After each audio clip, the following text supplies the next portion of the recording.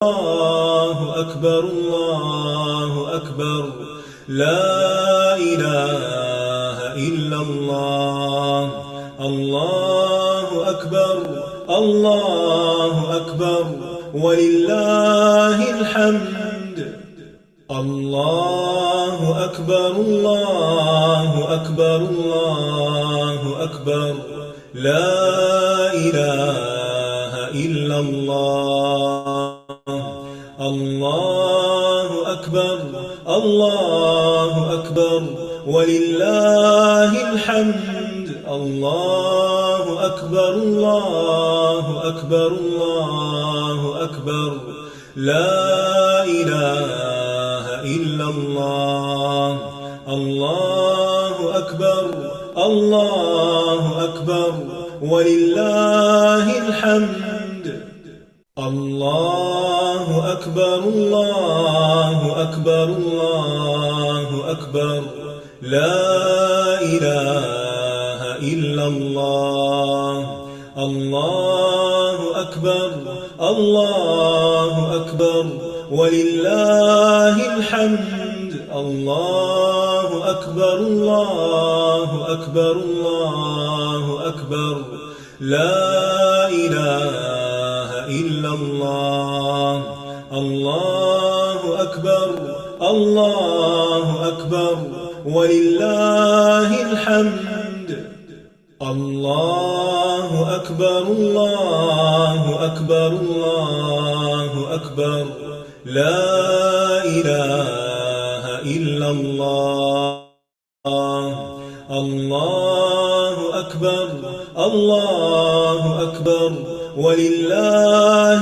الحمد الله أكبر الله أكبر الله أكبر لا إله إلا الله الله أكبر الله أكبر ولله الحمد الله. أعوذ بالله من الشيطان الرجيم. بسم الله الرحمن الرحيم. الحمد لله رب العالمين الرحمن الرحيم مالك يوم الدين إياك نعبد وإياك نستعين اهدنا الصراط المستقيم صراط الذين أنعمت عليهم غير المغضوب عليهم ولا الضالين.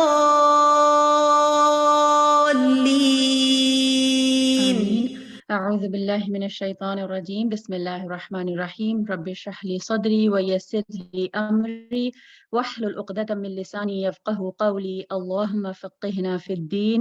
اللهم اجعل عملي كله صالحا واجعله لوجهك خالصا ولا تجعل لأحد فيه شيئا. اللهم بارك لنا في أوقاتنا.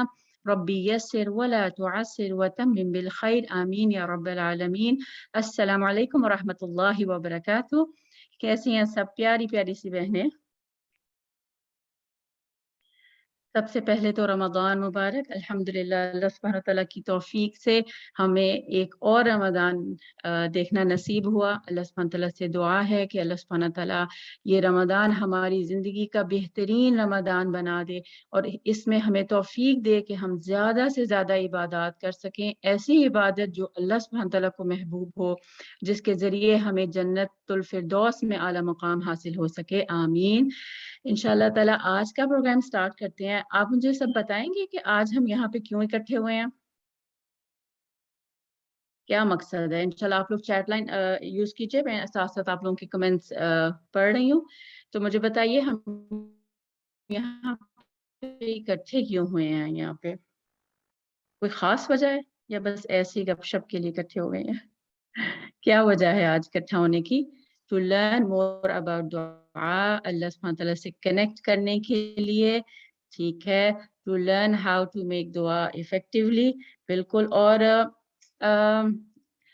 دعا کو سیکھنے سے پہلے کیا چیز ضروری ہے؟ دعا مانگنے سے پہلے کیا چیز ضروری ہے؟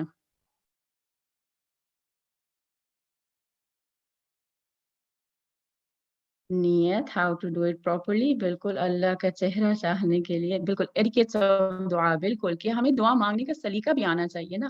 کسی سے کوئی چیز چاہیے ہو ہمیں، تو ہمیں کتنے اس کے جسے کہتے ہیں ہم مینرز کی بات کرتے ہیں نا، کہ کسی سے جب کوئی چیز لینی ہو تو پلیز کہنا چاہیے، اور اس کے موڈ کا خیال رکھنا چاہیے. یہ ساری چیزیں ہم دنیاوی اعتبار سے تو بہت جانتے ہیں اور ان کو اپلائی بھی کرتے ہیں، لیکن جب ہمارے دین کا معاملہ آتا ہے تو ہم اکثر جو ہے وہ یہ جو آداب ہوتے ہیں ہم ان کو جو ہے بھول جاتے ہیں. تو انشاءاللہ تعالی ہم آج سیکھیں گے کہ دعا مانگنے کے آداب کیا ہیں. بالکل. اچھا چلیے اب آپ مجھے بتائیے کہ جب میں آپ سے دعا کی بات کرتی ہوں یا جب بھی کوئی دعا کا لفظ استعمال کرتا ہے تو آپ کے ذہن میں کیا آتا ہے؟ نیڈ. بالکل. گڈ. اور کیا آتا ہے؟ ضرورت ہو گیا. اور کیا؟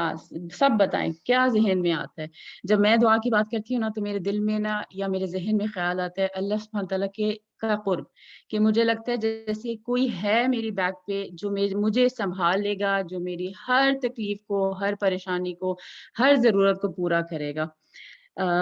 امید. Acceptance. Allah to forgive us. closeness to Allah. سبحان اللہ. بارک اللہ فیکم. بالکل. آپ دیکھیں یہ جو دعا ہے نا، یہ ہمارا کنیکشن ہے اللہ سبحانہ و تعالیٰ کے ساتھ. ہم اللہ سے کتنے قریب ہیں یہ ہماری دعاؤں کے ذریعے بھی پتہ چلتا ہے، کہ کیا ہمیں صرف جو ہے وہ ہمارے اندر کوئی لالچ ہے کہ بس اللہ سبحانہ تعالیٰ مجھے گھر دے دے، مجھے گاڑی دے دے، مجھے مال دے دے، صرف ہم یہی مانگتے ہیں، یا ہم کچھ اور بھی مانگتے ہیں؟ ہم اللہ سے اللہ کا قرب بھی مانگتے ہیں، یا ہم وہ چیزیں بھی مانگتے ہیں جو اللہ سبحانہ تعالیٰ کو پسند ہیں، جو اللہ کو محبوب ہیں؟ تبھی پتہ چلے گا نا کہ ہمیں اللہ سے کتنی محبت ہے. کیونکہ جب ہمیں کسی انسان سے محبت ہوتی ہے تو پھر ہم کیا کرتے ہیں؟ ہم اس کی ہر پسند ناپسند کا خیال رکھتے ہیں.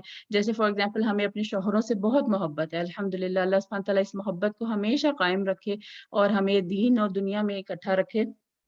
تو جب ہمیں ان سے محبت ہوتی ہے تو ہم کیا کرتے ہیں؟ ہم وہ کپڑے پہننا چاہتے ہیں جو میرے ہسبینڈ کو پسند ہیں، ہم وہ کلر پہننا چاہتے ہیں جو میرے ہسبینڈ کو پسند ہے، ہم وہ کھانا بناتی ہیں جو ہمارے ہسبینڈ کو پسند ہے، ہم گھر کو اس طرح سے چلاتے ہیں جو ان کو پسند ہے. تو ہمیں کتنی فکر ہوتی ہے نا. ہم ان چیزوں سے بھی اوائڈ کرتے ہیں جن سے ہمیں لگتا ہے کہ جو ہے ہمارے ہسبینڈ ناراض ہو جائیں گے. تو اللہ سبحانہ تعالیٰ تو سب سے زیادہ حق رکھتے ہیں کہ ہم اللہ سے محبت کریں. تو ہمیں سب سے زیادہ خیال رکھنا ہے کہ کیا چیز ہمارے رب کو پسند ہے، کیا چیز ہمارے رب کو نہیں پسند. تو دعا کے بارے میں میں آپ کو کچھ چیزیں انشاءاللہ آپ کے ساتھ شیئر کرتی ہوں. سب سے جو انٹرسٹنگ چیز مجھے لگی نا وہ یہ تھی کہ آپ کو پتہ ہے جو سب سے پہلی عبادت حضرت آدم علیہ السلام کو سکھائی گئی وہ کیا تھی؟ کوئی گیس کرے گا؟ سب سے پہلے آدم علیہ السلام کو کیا سکھایا گیا؟ کیا ان کو نماز سکھائی گئی؟ روزہ سکھایا گیا؟ کیا سکھایا گیا؟ دعا. بالکل. بارک اللہ فی. کسی سے نبیلہ دعا سکھائی گئی. اور وہ دعا کیا تھی؟ وہ دعا تھی ربنا ظلمنا انفسنا وان لم تغفر لنا وترحمنا لنکونن من الخاسرین. کہ اے ہمارے رب، ہم نے اپنا بڑا نقصان کیا، اور اگر تو ہماری مغفرت نہ کرے گا اور ہم پر رحم نہ کرے گا تو واقعی ہم نقصان پانے والوں میں سے ہو جائیں گے. اور یہ کب سکھائی گئی تھی؟ جب ان سے تھوڑی خطا ہو گئی تھی. تو سب سے پہلے جو ہے وہ ان کو یہ سکھایا گیا کہ اپنے رب کے ساتھ کنیکشن کیا ہونا چاہیے. کیونکہ ہم سب انسان ہیں نا، تو ہم اپنی جتنی مرضی کوشش کر لیں ہم سے کوئی نہ کوئی غلطی ہو جاتی ہے. تو جب ہم سے غلطی ہوتی ہے پھر ہم پریشان ہوتے ہیں کہ اب پتہ نہیں کیا ہوگا. لیکن ہمارا دین کیا ہے؟ ہمارا دین ہمیں امید دلاتا ہے، ہمیں محبت کرنا سکھاتا ہے.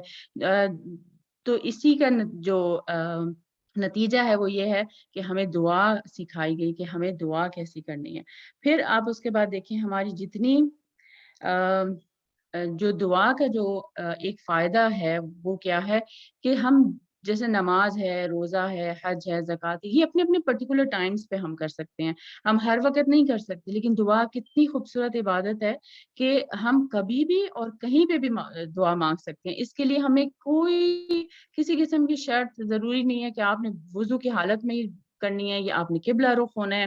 یا آپ نے صبح میں کرنی ہے یا آپ نے شام میں کرنی ہے، آپ کبھی بھی کسی وقت کہیں پہ بھی ہو، کسی بھی حالت میں ہو، آپ اللہ سبحانہ تعالیٰ سے باتیں کر سکتے ہیں، اللہ تعالیٰ سے دعا کر سکتے ہیں الحمدللہ۔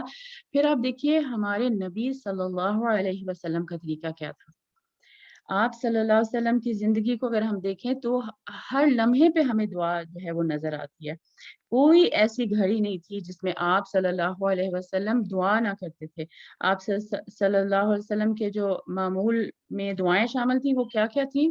صرف تھوڑی سی ہم دیکھتے ہیں، جیسے سونے کے وقت آپ دعا مانگتے تھے، جاگنے کے وقت دعا کرتے تھے، اچھا یا برا خواب دیکھنے کی دعا کرتے تھے، بیت الخلاء میں داخل ہونے اور نکلنے کی دعا کرتے، پھر اسی طرح اگر گھر سے نکل رہے ہوتے یا گھر میں داخل ہو رہے ہوتے تو دعا کرتے، مسجد میں داخل ہوتے وقت، اس سے نکلتے وقت دعا کرتے، آئینہ دیکھتے ہوئے دعا کرتے، کھانا پینا کرتے ہوئے دعا کرتے، میزبان کے حق میں دعا کرتے، گھر میں نہیں بھی کھا رہے اور کوئی کھلا رہا ہے تو اس کو بھی دعا دیتے، سبحان اللہ۔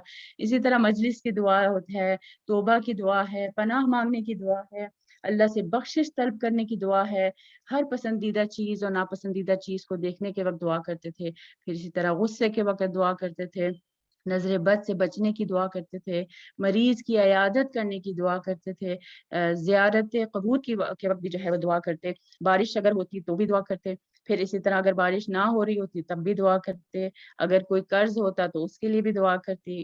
غرض یہ کہ کوئی موقع ایسا نہیں تھا جو رسول اللہ صلی اللہ علیہ وسلم کی زندگی میں ہو اور یا ہماری زندگی میں بھی ہو تو اس میں آپ صلی اللہ علیہ وسلم نے ہمارے لیے اسوہ حسنہ نہ چھوڑا ہو، ہر لمحے کے لیے، ہر ایک موقع کے لیے ہمیں جو ہے وہ دعا سکھائی ہے، سبحان اللہ، بالکل۔ اور یہ جو چاند دیکھنے کی دعا ہے یہ تو خاص موقع تھے، یعنی کہ یہ تو وہ ہے نا جو صبح اٹھنے کے، شام کی، یہ تو عام جیسا روٹین کی جو چیزیں ہیں ان کی دعائیں تھیں، پھر جو خاص موقع ہیں جیسا چاند دیکھنے کی تو یہ تو ان کی فہرست ہی الگ ہے، سبحان اللہ۔ تو آپ کو پتہ ہے ایک اندازے کے مطابق جو دعائیں حدیث سے ہمیں صحیح احادیث سے ملتی ہیں ان کی تعداد تقریباً 700 ہے۔ کتنی زیادہ ہے، ہم تو آئی تھنک 70 دعائیں بھی اپنے دن میں نہیں مانگتے۔ ہمارا کیا حال ہے، سبحان اللہ۔ اور قرآن میں جو ہمیں دعائیں ملتی ہیں وہ تقریباً 70 سے زیادہ ہیں۔ تو آپ دیکھیں اگر ہم صرف دعاؤں کو ہی پکڑ لیں یعنی کہ پھر ہمارا سارا دن، ایک ایک لمحہ جو ہے وہ ہمارا جو ہے وہ عبادت میں گزر جائے، سبحان اللہ۔ کتنی خوبصورت یہ بات ہے۔ سسٹر شیرین لکھتے ہیں دعا کا مطلب اللہ کی یاد، بالکل پکارنا، جب ہم پکارتے ہیں تو کسی کو یاد کرتے ہیں تبھی پکارتے ہیں نا، کسی کو جو انسان کسی کو بھولا ہو تو پھر تو اس کو پکار ہی نہیں سکتا وہ، بالکل۔ اب دیکھیں اس کے علاوہ جو خاص ہماری عبادات ہیں ان میں بھی اگر ہم دیکھیں تو ہمیں کیا نظر آتا ہے، جیسے نماز ہے، نماز میں ہم کیا کرتے ہیں، کوئی بتائے گا؟ ہم کیا پڑھ رہے ہوتے ہیں؟ اگر تو ہمیں معنی معلوم نہیں ہے پھر تو بس ہم پڑھ ہی رہے ہوتے ہیں، لیکن اگر ہمیں معنی معلوم ہے تو پھر ہم اس کو اچھی طرح جانتے ہیں کہ ہم شروع سے لے کے آخر تک بس دعا ہی کر رہے ہوتے ہیں اللہ سبحانہ تعالیٰ سے۔ اور ہم انشاءاللہ تعالیٰ اس سیریز میں ہم یہ بھی جانیں گے کہ دعائیں ہوتی کتنی قسم کی ہیں۔ تو نماز اٹسیلف اس کا معنی ہی دعا ہے نا، جو اس کا لغوی معنی ہے، تو ہر پوری نماز ہماری دعا ہے۔ اور پھر جب ہم اختتام پہ آتے ہیں تو بھی دعائیں مانگ رہے ہوتے ہیں۔ پھر اسی طرح حج کا جو فریضہ ہے، سبحان اللہ، اس میں کیا کرتے ہیں، گھر سے نکلتے وقت بھی دعا کرتے ہیں، سفر کا آغاز کرتے ہیں پھر دعا کرتے ہیں، احرام پہنتے وقت تلبیہ، پھر مکہ میں جاتے ہیں، پھر ہم اسی طرح سعی شروع کرتے ہیں، طواف کے دوران ہم دعائیں کر رہے ہیں، یعنی ہر وقت ہم جو ہے وہ مانگ رہے ہیں، سبحان اللہ۔ Exactly سسٹر سرورت، it shows our dependence اور اللہ سبحانہ وتعالی کہ ہم کتنے زیادہ اللہ پہ ڈپینڈنٹ ہیں۔ اور آپ یہ، اور ہم سب کو یہ احساس ہونا چاہیے کہ اگر ہم کوئی بھی کام کرنے کے قابل ہیں تو وہ صرف اور صرف اللہ سبحانہ وتعالی کی توفیق کی وجہ سے، اس کی عنایت کی وجہ سے ہے، ہمارا اس میں اپنا کوئی کمال نہیں ہے۔ پھر آپ رمضان کی عبادت دیکھ لیں کہ جب ہم روزہ افطار کرتے ہیں تو اس کے لیے بھی ہمیں خاص طور پہ انکریج کیا گیا کہ ہم اس وقت جو ہے وہ دعائیں مانگیں، اور اللہ سبحانہ تعالیٰ اس وقت جو ہے وہ ہماری دعائیں سنتے ہیں۔ اور پھر آخری عشرے کو اب دیکھیں، رمضان کی جو راتیں ہیں وہ کتنی افضل راتیں ہیں، تمام راتوں سے افضل جو ہیں وہ رمضان کی راتیں ہیں۔ اور اس میں بھی ہمیں کوئی ایسا نہیں کہا گیا کہ آپ نے جو ہے وہ نمازیں پڑھنی ہے، بلکہ حضرت عائشہ رضی اللہ عنہا، انہوں نے جب پوچھا تو آپ صلی اللہ علیہ وسلم نے ان کو کیا سکھایا، کہ اگر مجھے لیلۃ القدر کی رات نصیب ہو جائے تو مجھے کیا کرنا چاہیے؟ تو رسول اللہ صلی اللہ علیہ وسلم نے کیا فرمایا کہ عائشہ آپ کو کیا کرنا چاہیے؟ دعا. اور وہ دعا کون سی تھی؟ اللہم انک عفو کریم تحب العفو فاعف عنی. سبحان اللہ، کتنی خوبصورت بات ہے نا. یعنی کہ ہمارا دین ہمیں سکھا رہا ہے، اللہ تعالیٰ ہم سے خوش ہوتے ہیں جب ہم دعائیں کرتے ہیں، اور اللہ تعالیٰ کہہ رہے ہیں مجھ سے اور مانگو اور مانگو اور مانگو. ہم سے ہمارے اپنی اولاد، سگی اولاد جس کو ہم نے پیدا کیا ہے، اگر وہ ایک سے دوسری دفعہ کہہ دے نا کہ ماما مجھے یہ دے دیں، تو ہم ان سے بھی چڑ جاتے ہیں کہ بیٹے کیا ہر وقت آپ مانگتے ہی رہتے ہیں، اب آپ خود بھی اٹھ کے کچھ کر لیں. ہم کہتے ہیں نا. لیکن اللہ سبحانہ تعالیٰ تو خوش ہو رہے ہیں کہ مجھ سے اور مانگو، اور جو نہیں مانگتا اس سے بلکہ ناراض ہو رہے ہیں کہ تم نے مجھ سے مانگا کیوں نہیں. سبحان اللہ، کتنے پیارے ہمارے جو ہیں وہ رب ہیں الحمدللہ. پھر اسی طرح دیکھیں قرآن میں بھی ہمیں اللہ سبحانہ تعالیٰ اس چیز کا حکم دیتے ہیں، اس چیز کی یاد دہانی کرواتے ہیں.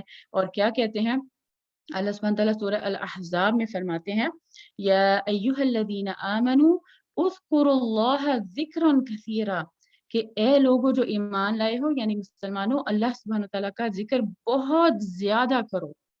یعنی یہ نہیں کہ تھوڑا سا بس کر کے بس، یا بعض اوقات ہماری ٹرخانے والی عادت ہوتی ہے نا، ہم لوگوں کے ساتھ کرتے ہیں تو وہی معاملہ پھر ہم دین میں بھی کرتے ہیں کہ بس تھوڑا وقت کر کے کام چلاؤ والا حساب کرتے ہیں. تو ایسا نہیں کرنا. اللہ سبحانہ تعالیٰ کہتے ہیں بہت زیادہ میرا ذکر کرو. پھر اسی طرح اللہ سبحانہ تعالیٰ سورہ الجمعہ میں فرماتے ہیں آیت نمبر 10 میں وَاذْكُرُوا اللَّهَ كَثِيرًا، کہ اللہ کو بکثرت یاد کرو. اور کیوں یاد کرو؟ اس کا فائدہ کیا ہوگا؟ لَعَلَّكُمْ تُفْلِحُونَ، تاکہ تم فلاح پالو. ہم میں سے کون ہے جو فلاح نہیں پانا چاہتا؟ ہم سب چاہتے ہیں نا کہ ہم کامیاب ہو جائیں. تو اس کے لیے اللہ سبحانہ تعالیٰ نے ہمیں کی دے دی ہے کہ بس اللہ کو کثرت سے یاد کرنا ہے. ایک اور جگہ اللہ سبحانہ تعالیٰ فرماتے ہیں سورہ طٰہٰ میں آیت نمبر 42 میں اذهب انت واخوک بآیاتی ولا تنیا فی ذکری. یہ حکم اللہ سبحانہ تعالیٰ کس کو فرما رہے ہیں؟ موسیٰ علیہ السلام کو اور ان کے بھائی کو. کب؟ جب انہوں نے فرعون کے پاس جانا تھا. کیا؟ اب تو اپنے بھائی سمیت میری نشانیاں ہمراہ لیے ہوئے جا، اور خبردار میرے ذکر میں سستی نہ کرنا. ہمارے لیے اس میں کیا سبق ہے کہ اللہ سبحانہ تعالیٰ کتنا اہم کام جو ہے وہ حضرت موسیٰ علیہ السلام کو دے رہے ہیں، لیکن ساتھ ہی کہہ رہے ہیں کہ مجھے نہیں بھولنا. ہمارا رویہ کیا ہوتا ہے کہ جب ہم کوئی اہم کام کر رہے ہوتے ہیں تو پھر کیا ہوتا ہے، ہم سب سے پہلے اللہ کو بھول جاتے ہیں، ہم اللہ سے باتیں کرنا چھوڑ دیتے ہیں، ہم اپنی عبادات میں کمی کر دیتے ہیں. حالانکہ وہ وقت وہ ہوتا ہے کہ جب ہمیں زیادہ اللہ سبحانہ تعالیٰ کی طرف فوکس کرنا چاہیے. کیوں؟ کیونکہ اللہ سے بڑھ کے تو ہمارے لیے کوئی چیز اہم نہیں ہے. تو اپنے ہر کام کے وقت جو ہے وہ ہمیں اللہ کو یاد کرنا ہے. چاہے ہم دن میں ہلکے پھلکے کوئی گھر کے کام کر رہے ہوں یا کوئی بہت خاص کام کر رہے ہوں، تو ذکر جو ہے وہ ضرور کرتے رہیں. اللہ سے دل میں چپ کے دعائیں مانگتے رہیں اللہ تعالیٰ سے. اور یہ رمضان تو بہترین رمضان ہے. اور پھر اللہ سبحانہ تعالیٰ کیا فرماتے ہیں سورہ الرعد آیت نمبر 27 میں الذین آمنوا، وہ لوگ جو ایمان لائے. یعنی کہ میری اور آپ کی بات ہو رہی ہے، ٹھیک ہے. وہ ان کے بارے میں کیا اللہ سبحانہ تعالیٰ بتا رہے ہیں؟ وَتَطْمَئِنُّ قُلُوبُهُمْ بِذِكْرِ اللَّهِ، کہ جو دلوں کا جو اطمینان ہے وہ اللہ کی یاد میں ہے. الا، خبردار، بذکر اللہ تطمئن القلوب، کہ اللہ کی یاد ہی، اللہ کا ذکر ہی جو ہے وہ دلوں کو اطمینان پہنچاتا ہے. تو آپ دیکھیں جب ہم پریشان ہوتے ہیں، ہمیں کوئی چیز چاہیے ہوتی ہے یا ہم کسی گھبراہٹ کا شکار ہوتے ہیں، تو بعض اوقات ہم اتنے اوور ویلم ہو جاتے ہیں کہ ہم اپنی زبان سے الفاظ بھی ادا نہیں کر پاتے. ایسا ہوتا ہے کبھی آپ کے ساتھ ہوا کہ ہم اتنے اوور ویلم ہو جائیں کہ ہمیں سمجھ ہی نہیں آئے کہ اب ہم نے کیا کرنا ہے؟ تو اپنے آپ کو اس وقت تھام کے رکھنا ہے اور اللہ سبحانہ تعالیٰ کو یاد کرنا ہے. اور اگر نہیں سمجھ آ رہا نا کہ کیا کرنا ہے، تو بھی اللہ سے ہی مانگنا ہے کہ اللہ سبحانہ تعالیٰ مجھے نہیں سمجھ آ رہا کہ مجھے کیا کرنا چاہیے، مجھے نہیں پتہ چل رہا کہ مجھے آپ سے کیا مانگنا چاہیے، تو آپ مجھے سکھا دیں. ایک دعا موسیٰ علیہ السلام کی بہت خوبصورت ہے. کبھی موقع ہو جب مجھے سمجھ نہ آ رہا ہو کہ مجھے کیا کہنا چاہیے، کہ پریشانی یا کوئی سچویشن ایسی ہے کہ اتنی زیادہ اوور ویلم ہو گئی ہے، تو پھر وہ دعا بہت فائدہ مند دیتی ہے. آپ میں سے کوئی کو یاد ہے موسیٰ علیہ السلام کی دعا جب وہ فرعون سے بچ کے نکلے تھے تو انہوں نے کیا مانگا تھا؟ کوئی بتائے گا؟ اس کے بیسک پوائنٹس بتا دیجئے، اس میں کیا مانگ رہے تھے؟ ربی انی لما انزلت الی من خیر فقیر، کہ یا رب آپ جو بھی میری طرف نازل کریں خیر میں سے، میں اس کے لیے محتاج ہوں آپ سے۔ تو اللہ سبحانہ تعالیٰ سے اس سے خوبصورت دعا اور کیا ہو سکتی ہے کہ اللہ تعالیٰ آپ جو بھی خیر نازل کریں گے نا، میں اس کے لیے محتاج ہوں، میں فقیر ہوں، آپ مجھے دے دیں بس۔ کتنی خوبصورت دعائیں ہیں، قرآن و سنت کا اگر ہم مطالعہ کریں تو بھرا ہوا ہے ان دعاؤں سے، اور یہ اتنی خوبصورت ہیں کہ اور اتنی جامع دعائیں ہیں سبحان اللہ، کہ اگر ہم ان کو مانگنا شروع کر دیں نا تو شاید پھر ہم جو اپنے ٹوٹے پھوٹے الفاظ استعمال کرتے ہیں نا تو وہ بھی یعنی کہ ہم ان کو چھوڑ دیں، کیونکہ یہ دعائیں اتنی خوبصورت ہیں، اور اسپیشلی اگر ہم ان کا ترجمہ دیکھیں، تھوڑا سا ان کو سمجھ لیں، تو اللہ سبحانہ تعالیٰ خود ہمیں سمجھا دیتے ہیں، ہمارے دل میں ڈالتے ہیں کہ یہ دعا ہمیں کب مانگنی چاہیے، کیونکہ اکثر لوگ پوچھ رہے ہوتے ہیں یہ دعا میں کب مانگوں، یہ دعا میں کب مانگوں۔ تو یہ جتنا زیادہ ہمارا کنیکشن اللہ سبحانہ تعالیٰ سے اسٹرانگ ہوگا، اتنا زیادہ جو ہے وہ ہم دعاؤں کو محسوس کر پائیں گے، ہمارا کنیکشن جو ہے وہ اللہ تعالیٰ سے اتنا زیادہ اسٹرانگ ہوتا جائے گا، ہمارا ایمان جو ہے وہ اسٹرانگ ہوتا جائے گا۔ تو انشاءاللہ تعالیٰ آج ہم اپنی سیریز کا آغاز کرتے ہیں انشاءاللہ تعالیٰ۔ استاذہ کے ساتھ ہم اپنا پہلا سبق لیں گے دعا کی اہمیت اور آداب کے بارے میں۔ آپ سب اپنے اپنے قلم اور اپنے اپنی نوٹ بکس کو ریڈی رکھیے، سب ریڈی ہیں تو 1 ٹائپ کیجئے، انشاءاللہ تعالیٰ میں سٹارٹ کرتی ہوں، ٹھیک ہے؟ اور پھر آپ نے بہت پیارے سے نوٹس بنانے ہیں، اور پھر ہم اینڈ میں اس کے بارے میں ڈسکس کریں گے، ٹھیک ہے؟ جزاکم اللہ خیرا کثیرا۔ انشاءاللہ تعالیٰ سٹارٹ کرتے ہیں، بسم اللہ۔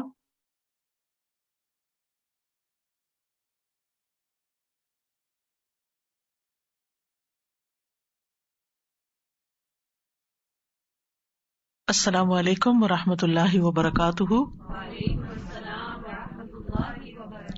نحمده ونصلی علی رسولہ الکریم، اما بعد فاعوذ باللہ من الشیطان الرجیم، بسم اللہ الرحمن الرحیم، رب اشرح لی صدری ویسر لی امری واحلل عقدۃ من لسانی یفقہوا قولی۔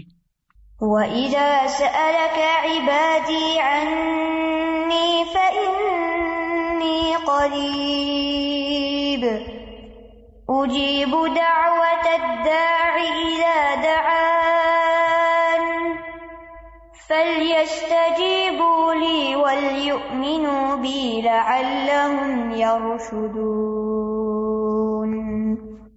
اور جب میرے بندے آپ سے میرے بارے میں سوال کریں تو کہہ دیجئے بے شک میں قریب ہوں، میں پکارنے والے کی پکار کا جواب دیتا ہوں۔ جب بھی وہ مجھے پکارے تو ان کو چاہیے کہ وہ میرا حکم مانیں اور مجھ پر ایمان رکھیں تاکہ وہ ہدایت پائیں۔ رسول اللہ صلی اللہ علیہ وسلم سے بعض صحابہ کرام نے عرض کیا، کیا ہمارا رب قریب ہے کہ ہم اس سے سرگوشی کے انداز میں مناجات کریں، یا وہ ہم سے دور ہے کہ ہم اسے پکاریں، یعنی بلند آواز سے پکاریں؟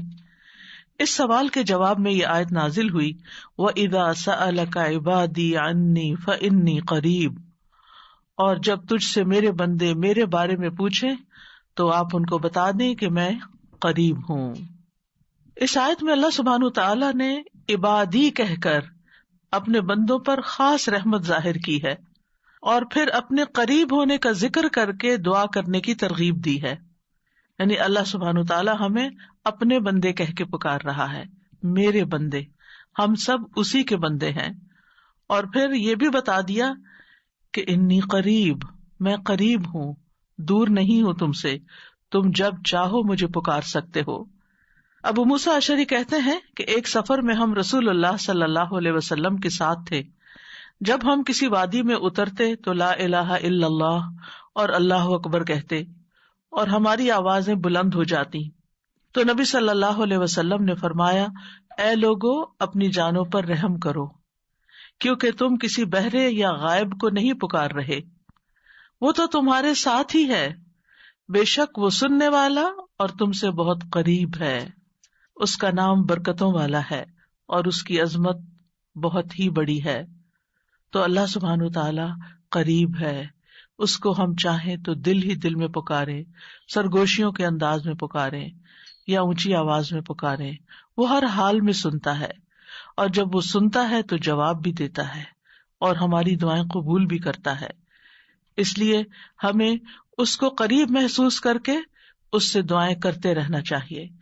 تو وہ دعا کی قبولیت کے اعتبار سے قریب ہے، دعا کو سننے کے لحاظ سے قریب ہے، اپنے علم کے اعتبار سے سب لوگوں کے قریب ہے، اور خاص طور پر عبادت کرنے والوں اور پکارنے والوں کے قریب ہے.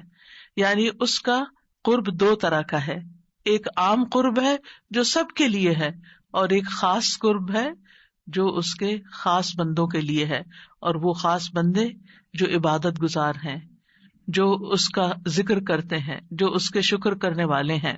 تو اللہ سبحانہ تعالیٰ ان کی دعاؤں کو قبول کرتا ہے، ان کی مدد کرتا ہے، اور انہیں نیک کاموں کی توفیق عطا کرتا ہے. یہاں پر آپ دیکھ رہے ہیں کہ فَإِنِّي قریب کہہ کے بندے اور رب کے درمیان کوئی فاصلہ نہیں رکھا گیا اس اعتبار سے کہ کوئی اور واسطہ ہو. یہاں اللہ سبحانہ تعالیٰ نے جواب کو قل یا فقل کہہ کے نہیں فرمایا، جیسا کہ دوسری آیات میں آتا ہے. جتنے بھی سوال صحابہ کرام نے رسول اللہ صلی اللہ علیہ وسلم سے کیے تو ان کے جواب میں اللہ تعالیٰ نے فرمایا قل، آپ انہیں بتا دیجئے. لیکن یہاں پر قل بھی نہیں آیا، ڈائریکٹ فإنی قریب، اذا سألک عبادی انی فإنی قریب، یعنی بیچ میں کوئی واسطہ نہیں لایا گیا. تو اس سے یہ پتہ چلتا ہے کہ ہمارے اور ہمارے رب کے بیچ میں کسی اور واسطے اور کسی اور وسیلے کی ضرورت نہیں. اور جب اللہ تعالیٰ نے یا عبادی کہہ دیا تو اس میں سارے بندے شامل ہو جاتے ہیں، چاہے وہ نیک ہوں یا بد ہوں، بڑے ہوں یا چھوٹے ہوں، گناہگار ہوں یا بہت پرہیزگار ہوں، کوئی بھی ہو، جو بھی اپنے رب کو پکارتا ہے رب اس کی پکار کو سنتا ہے اور وہ قریب ہے. لہٰذا جب ہمارا رب قریب ہے اور مجیب ہے، جیسا کہ آپ جانتے ہیں پروگرام کا نام بھی قریب مجیب اسی لیے رکھا گیا کہ ہمارا اگر اپنے رب سے تعارف ہو جاتا ہے، ہم اپنے رب کو پہچان جاتے ہیں کہ ہم کس کو پکار رہے ہیں اور وہ کہاں ہے، تو جتنا جتنا ہمارا یہ یقین ہوگا کہ وہ ہمارے قریب ہے اور وہ سنتا ہے اور جواب دیتا ہے، اتنی ہی زیادہ محبت اور توجہ کے ساتھ، اخلاص کے ساتھ ہم دعا کریں گے انشاءاللہ. اور پھر آپ دیکھیے کہ اللہ تعالیٰ ہماری دعاؤں کو ضائع نہیں کرتا. اجیب دعوت الداعی اذا دعانی، مطلب یہ ہے کہ جو بھی مجھ سے مانگتا ہے وہ کچھ پا کے ہی لوٹتا ہے، وہ نامراد نہیں ہوتا. جیسے زکریا علیہ السلام نے کہا تھا کہ وَلَمْ أَكُنْ بِدُعَائِكَ رَبِّ شَقِيًّا، کہ اے رب تجھے پکار کر تو میں کبھی بدبخت ہوا ہی نہیں، کبھی مایوس ہوا ہی نہیں، کبھی محروم ہوا ہی نہیں. جب بھی تجھے پکارا تجھ سے کچھ پا ہی لیا. تو اس لیے ہر دعا کرنے والے کو یہ یقین ہونا چاہیے کہ ہماری دعا ضرور سنی جائے گی، کیونکہ شیطان انسان کے دل میں یہ وسوسہ ڈالتا ہے کہ تمہاری دعا قبول نہیں ہوگی. نہیں بھائی، ہر ایک کی دعا قبول ہوتی ہے اگر وہ صحیح معنوں میں اپنے رب کو پکارتا ہے، وہ دعاؤں کو سنتا ہے اور جواب بھی دیتا ہے. ضرورت اس بات کی ہے کہ ہم اپنے دل کو حاضر کر کے اللہ سے مانگیں، اخلاص کے ساتھ مانگیں، اور قبولیت کے جو اوقات ہیں یا جو علامات ہیں ان کو سامنے رکھتے ہوئے مانگیں. اور پھر ساتھ یہ بھی کہا گیا فَلْيَسْتَجِيبُوا لِي وَلْيُؤْمِنُوا بِي لَعَلَّهُمْ يَرْشُدُونَ، کہ انہیں چاہیے کہ وہ بھی میری بات مانیں. یعنی اگر یہ چاہتے ہیں کہ میں ان کی دعائیں قبول کروں تو پھر انہیں بھی چاہیے جب میں انہیں پکارتا ہوں، ایک تو یہ ہے نا کہ ہم اللہ تعالیٰ کو پکارتے ہیں، اور ایک اللہ تعالیٰ بھی ہمیں پکارتے ہیں. یعنی اللہ سبحانہ تعالیٰ کب پکارتے ہیں؟ ہر اذان میں پکار آتی ہے، حی علی الصلاۃ حی علی الفلاح. تو پھر ہم کیا کرتے ہیں؟ کیا واقعی ہم صلاح کی طرف جاتے ہیں یا نہیں؟ اسی طرح قرآن مجید میں بہت دفعہ یا ایھا الذین آمنوا کہہ کے ہمیں پکارا گیا ہے، اے لوگو جو ایمان لائے ہو. یا ایھا الناس کہہ کے تمام انسانوں کو پکارا گیا ہے. تو کیا ہم انسان بھی اپنے رب کی پکار کو سنتے ہیں؟ کیا ہم بھی جواب دیتے ہیں؟ کیا ہم بھی اس کی طرف بڑھتے ہیں؟ اور پھر یہ کہ وَلْيُؤْمِنُوا بِي، چاہیے کہ وہ مجھ پر ایمان لائیں، چاہیے کہ وہ میری بات مانے. لَعَلَّهُمْ يَرْشُدُونَ، شاید کہ وہ سیدھی راہ پا جائیں. رسول اللہ صلی اللہ علیہ وسلم نے فرمایا تم میں سے ہر ایک کی دعا قبول کی جاتی ہے جب تک کہ کوئی گناہ یا قطع رحمی کی دعا نہ کرے، بشرطے کہ جلدی بھی نہ کرے. پوچھا گیا یا رسول اللہ وہ جلدی کیا ہے؟ فرمایا یہ کہ کوئی یوں کہے کہ میں نے دعا کی اور میں نے دعا کی، یعنی دوبارہ کہ میں نے تو کئی بار دعا کی، بہت دعا کی، میری تو دعا قبول نہیں ہوتی، اور اس طرح وہ تھک ہار کر دعا کرنا چھوڑ دے. ایسا نہ کرے، بلکہ دعا کرتا رہے، کیونکہ اس کی قبولیت کے مختلف طریقے ہیں. تو اللہ سبحانہ تعالیٰ ہم سے قریب ہے. ایک اور آیت میں آتا ہے سورۃ ہود کی، وَإِلَىٰ ثَمُودَ أَخَاهُمْ صَالِحًا قَالَ يَا قَوْمِ اعْبُدُوا اللَّهَ مَا لَكُم مِّنْ إِلَٰهٍ غَيْرُهُ هُوَ أَنشَأَكُم مِّنَ الْأَرْضِ وَاسْتَعْمَرَكُم فِيهَا فَاسْتَغْفِرُوهُ ثُمَّ تُوبُوا إِلَيْهِ إِنَّ رَبِّي قَرِيبٌ مُّجِيبٌ. اور سمود کی طرف ان کے بھائی صالح کو بھیجا. اس نے کہا، اے میری قوم، اللہ کی عبادت کرو، اس کے سوا تمہارا کوئی معبود نہیں. اسی نے تمہیں زمین سے پیدا کیا اور تمہیں اس میں آباد کیا، سو اس سے بخشش مانگو، پھر اس کی طرف پلٹ آؤ. یقیناً میرا رب قریب ہے، قبول کرنے والا ہے. ان ربی قریب مجیب. یہاں قوم سمود کی بات کی جا رہی ہے. یہ لوگ مدائن کے علاقے میں رہتے تھے جو تبوک اور مدینہ منورہ کے درمیان واقع تھا. صالح علیہ السلام نے اپنی قوم کو ایک طرف اللہ سبحانہ تعالیٰ کی عبادت کی دعوت دی، توحید کی دعوت دی کہ صرف وہی تمہارا معبود ہے جس نے تمہیں پیدا کیا، جس نے تمہیں زمین میں آباد کیا، لہٰذا تم شرک سے اجتناب کرو، صرف اللہ کی طرف رجوع کرو. کیوں؟ اس لیے کہ وہ بہت قریب ہے، اپنے بندوں کی دعائیں سنتا ہے. تو آپ دیکھیے، جو آپ کے قریب ہو اور جو آپ کی بات بھی سنتا ہو، تو کیا آپ نہیں چاہیں گے کہ آپ اس کے قریب ہوں؟ یہاں پر آپ دیکھیے کہ دعا کرنے سے پہلے دو چیزوں کی بات ہے، استغفار اور توبہ کی، کہ اس سے استغفار کرو اور توبہ کرو تو تمہاری دعائیں قبول ہوں گی. توبہ کا مطلب یہ ہے کہ گناہوں سے کنارہ کشی اختیار کرو اور اس بات کا پکا وعدہ کرو کہ آئندہ گناہ نہیں کرو گے. اور استغفار کا مطلب ہوتا ہے بخشش طلب کرنا کہ اللہ ہمیں معاف کر دے، ہمارے گناہوں پہ پردہ ڈال دے. اور توبہ اور استغفار دونوں ہم معنی بھی ہیں.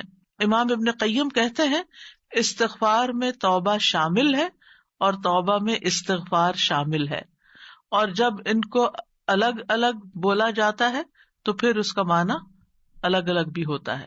اور اگر یہ دونوں اکٹھے آئیں، یعنی ایک دوسرے کے ساتھ مل کر آئیں، تو استغفار کا مطلب یہ ہوتا ہے کہ زندگی میں جو ہم کر چکے ہیں غلط کام، برائیاں، اللہ تعالیٰ ہمیں ان کے شر سے محفوظ رکھے. اور توبہ کا مطلب یہ ہے کہ ہم آئندہ گناہ میں پڑنے کے شر سے آپ کی مدد چاہتے ہیں، حفاظت چاہتے ہیں. اور توبہ اس پختہ ارادہ کو بھی کہتے ہیں کہ دوبارہ گناہ نہیں کریں گے، آئندہ یہ نہیں کریں گے. تو ان ربی قریب مجیب، میرا رب یقیناً قریب ہے، مجیب ہے. اور یہاں قریب قرب سے شفقت اور اکرام کے معنوں میں، یعنی رب بہت شفیق اور مہربان ہے، بہت کریم ہے. اور اس کا اپوزٹ ہوتا ہے بعید، دور. اور بہت کا لفظ سختی کے لیے بولا جاتا ہے کہ وہ جو شفیق نہ ہو، سخت ہو، کرخت ہو، اور پھر یہ کہ کچھ نہ دے. تو ایسا نہیں ہے ہمارا رب. ہمارا رب قریب ہے، مہربان ہے، اور اس کے ساتھ ساتھ یہ کہ وہ اپنے بندوں کا اکرام کرتا ہے اور انہیں سیدھے رستے پر چلاتا ہے، ان کی رہنمائی کرتا ہے، ان کی ضروریات پوری کرتا ہے، ان کی حفاظت کرتا ہے، ان کو مدد دیتا ہے، ان کی مشکلات دور کرتا ہے. لہٰذا ہمیں اپنے رب کو قریب پاتے ہوئے، اور قربت کا ایک احساس ہوتا ہے. قریب ہونے کا مطلب یہ نہیں کہ اللہ سبحانہ تعالیٰ کسی نعوذ باللہ فزیکل فارم میں ہمارے ساتھ بیٹھے ہوئے ہیں یا ہمارے دل میں بیٹھے ہوئے ہیں، یہ مطلب نہیں ہے قریب کا. قربت ایک احساس کا نام ہے. آپ نے دیکھا ہوگا بہت سے لوگ دور ہوتے ہوئے آپ کے دل کے قریب ہوتے ہیں، اور کئی لوگ آپ کے ساتھ رہتے ہوئے، آپ کے ساتھ بیٹھے ہوئے، آپ کے ساتھ زندگی گزارتے ہوئے بھی آپ سے دور ہوتے ہیں. تو اللہ سبحانہ تعالی کا قرب محسوس کرنے کی چیز ہے، اس طرح کہ وہ سنتا ہے. اللہ سبحانہ تعالیٰ سنتا ہے، السمیع ہے، اللہ تعالیٰ دیکھتا ہے، البصیر ہے، اللطیف ہے، الخبیر ہے، وہ ہمارے دلوں کے راز بھی جانتا ہے. تو اس سے بڑھ کے قریب کون ہوگا جو شہرک سے بھی زیادہ قریب ہے، اور جو ہمارے دل میں خیال اٹھ کر جو ہمارے دماغ تک جاتا ہے اس سے پہلے کہ دماغ تک جائے وہ بیچ میں حائل ہوتا ہے اور وہ جان لیتا ہے کہ بندہ کیا سوچ رہا ہے. نہ صرف یہ کہ وہ یہ جانتا ہے کہ اس وقت کیا کر رہے ہیں ہم، وہ یہ بھی جانتا ہے ہم پاسٹ میں کیا کر چکے ہیں، اور وہ یہ بھی جانتا ہے کہ ہم فیوچر میں کیا کچھ کرنے والے ہیں. کوئی اور ہے ایسا جو اتنا زیادہ ہمیں جانتا ہو؟ کیا وہ ہماری ضروریات کو نہیں جانتا ہوگا؟ کیا وہ ہمارے دکھ کو نہیں جانتا؟ کیا وہ ہماری پریشانیوں کو نہیں جانتا؟ کیا وہ ہماری زندگی کے مقاصد کو نہیں جانتا؟ کیا وہ ہماری کوششوں کو نہیں جانتا؟ کیا وہ ہماری عبادتوں کو نہیں جانتا؟ وہ خوب جانتا ہے، وہ سب کچھ جانتا ہے. تو جو جانتا ہے اس سے مانگے بنسبت اس کے کہ جو جانتا بھی نہیں ہے اور ہم اس سے توقعات لگا کے بیٹھے رہے کہ یہ ہمارے لیے کچھ کریں گے. عام طور پر ہم جب کسی مشکل کا شکار ہوتے ہیں تو پھر بندوں کی طرف دیکھتے ہیں، نہیں، جو اپنے رب کو قریب پاتے ہیں وہ اپنے رب ہی کی طرف دیکھتے ہیں اور رب ہی کی طرف پلٹ پلٹ کر جاتے ہیں. اور تابا یتوبو کا مطلب پلٹ پلٹ کر جانا بھی ہے کہ واپس پلٹتے ہیں کہ اللہ تعالیٰ اگر ہماری کسی بات سے آپ ناراض ہو گئے ہیں یا ہم سے خفا ہیں تو ہم تیری ہی طرف پلٹتے ہیں. اعوذ بک منک، تجھ سے ڈر کے پھر تیرے ہی پاس پناہ لیتے ہیں اپنے گناہوں کے شر سے بچنے کے لیے، اپنی سیئات سے بچنے کے لیے. تو اس لیے تھرو آؤٹ جو ہمارا انشاءاللہ پروگرام ہوگا اس میں آپ یہ 2 لفظ بس پکے کر لیں، وہ قریب ہے، وہ مجیب ہے، وہ بہت قریب ہے اور وہ جواب بھی دیتا ہے، وہ دعائیں قبول بھی کرتا ہے. اس لیے اس رمضان میں خوب خوب دعائیں کرنی ہے. اور ویسے بھی آپ دیکھیں کہ دعا افضل ترین عبادت ہے. الدعاء مخ العبادہ، عبادت کا جوہر ہے، عبادت کی ٹاپ پر ہے. تو رمضان کا مہینہ عبادت کے لیے، لہٰذا اس عبادت میں دعاؤں کا ایک خاص حصہ ہونا چاہیے. دعا ہے کیا؟ دعا کا لفظ عربی زبان میں دال عین واو سے مل کر بنا ہے. دعا یدعو دعاء و دعوتن، یہ 2 مصدر ہیں اس سے. اور دعا کا لفظی معنی ہوتا ہے کسی کو آواز اور کلام کے ساتھ مائل کرنا، پکارنا، یعنی آواز بھی دینا، اس سے بات بھی کرنا اور اس کو اپنی طرف متوجہ کرنا. ایک ہوتا کسی سے بات کرنا لیکن اس میں مقصد یہ نہیں ہوتا کہ میری طرف متوجہ ہو. مثلا میں آپ سے بات کر رہی ہوں اس وقت تو مجھے آپ سے یہ ایکسپیکٹیشن نہیں کہ آپ میری طرف متوجہ ہو کہ میری کوئی مدد کریں.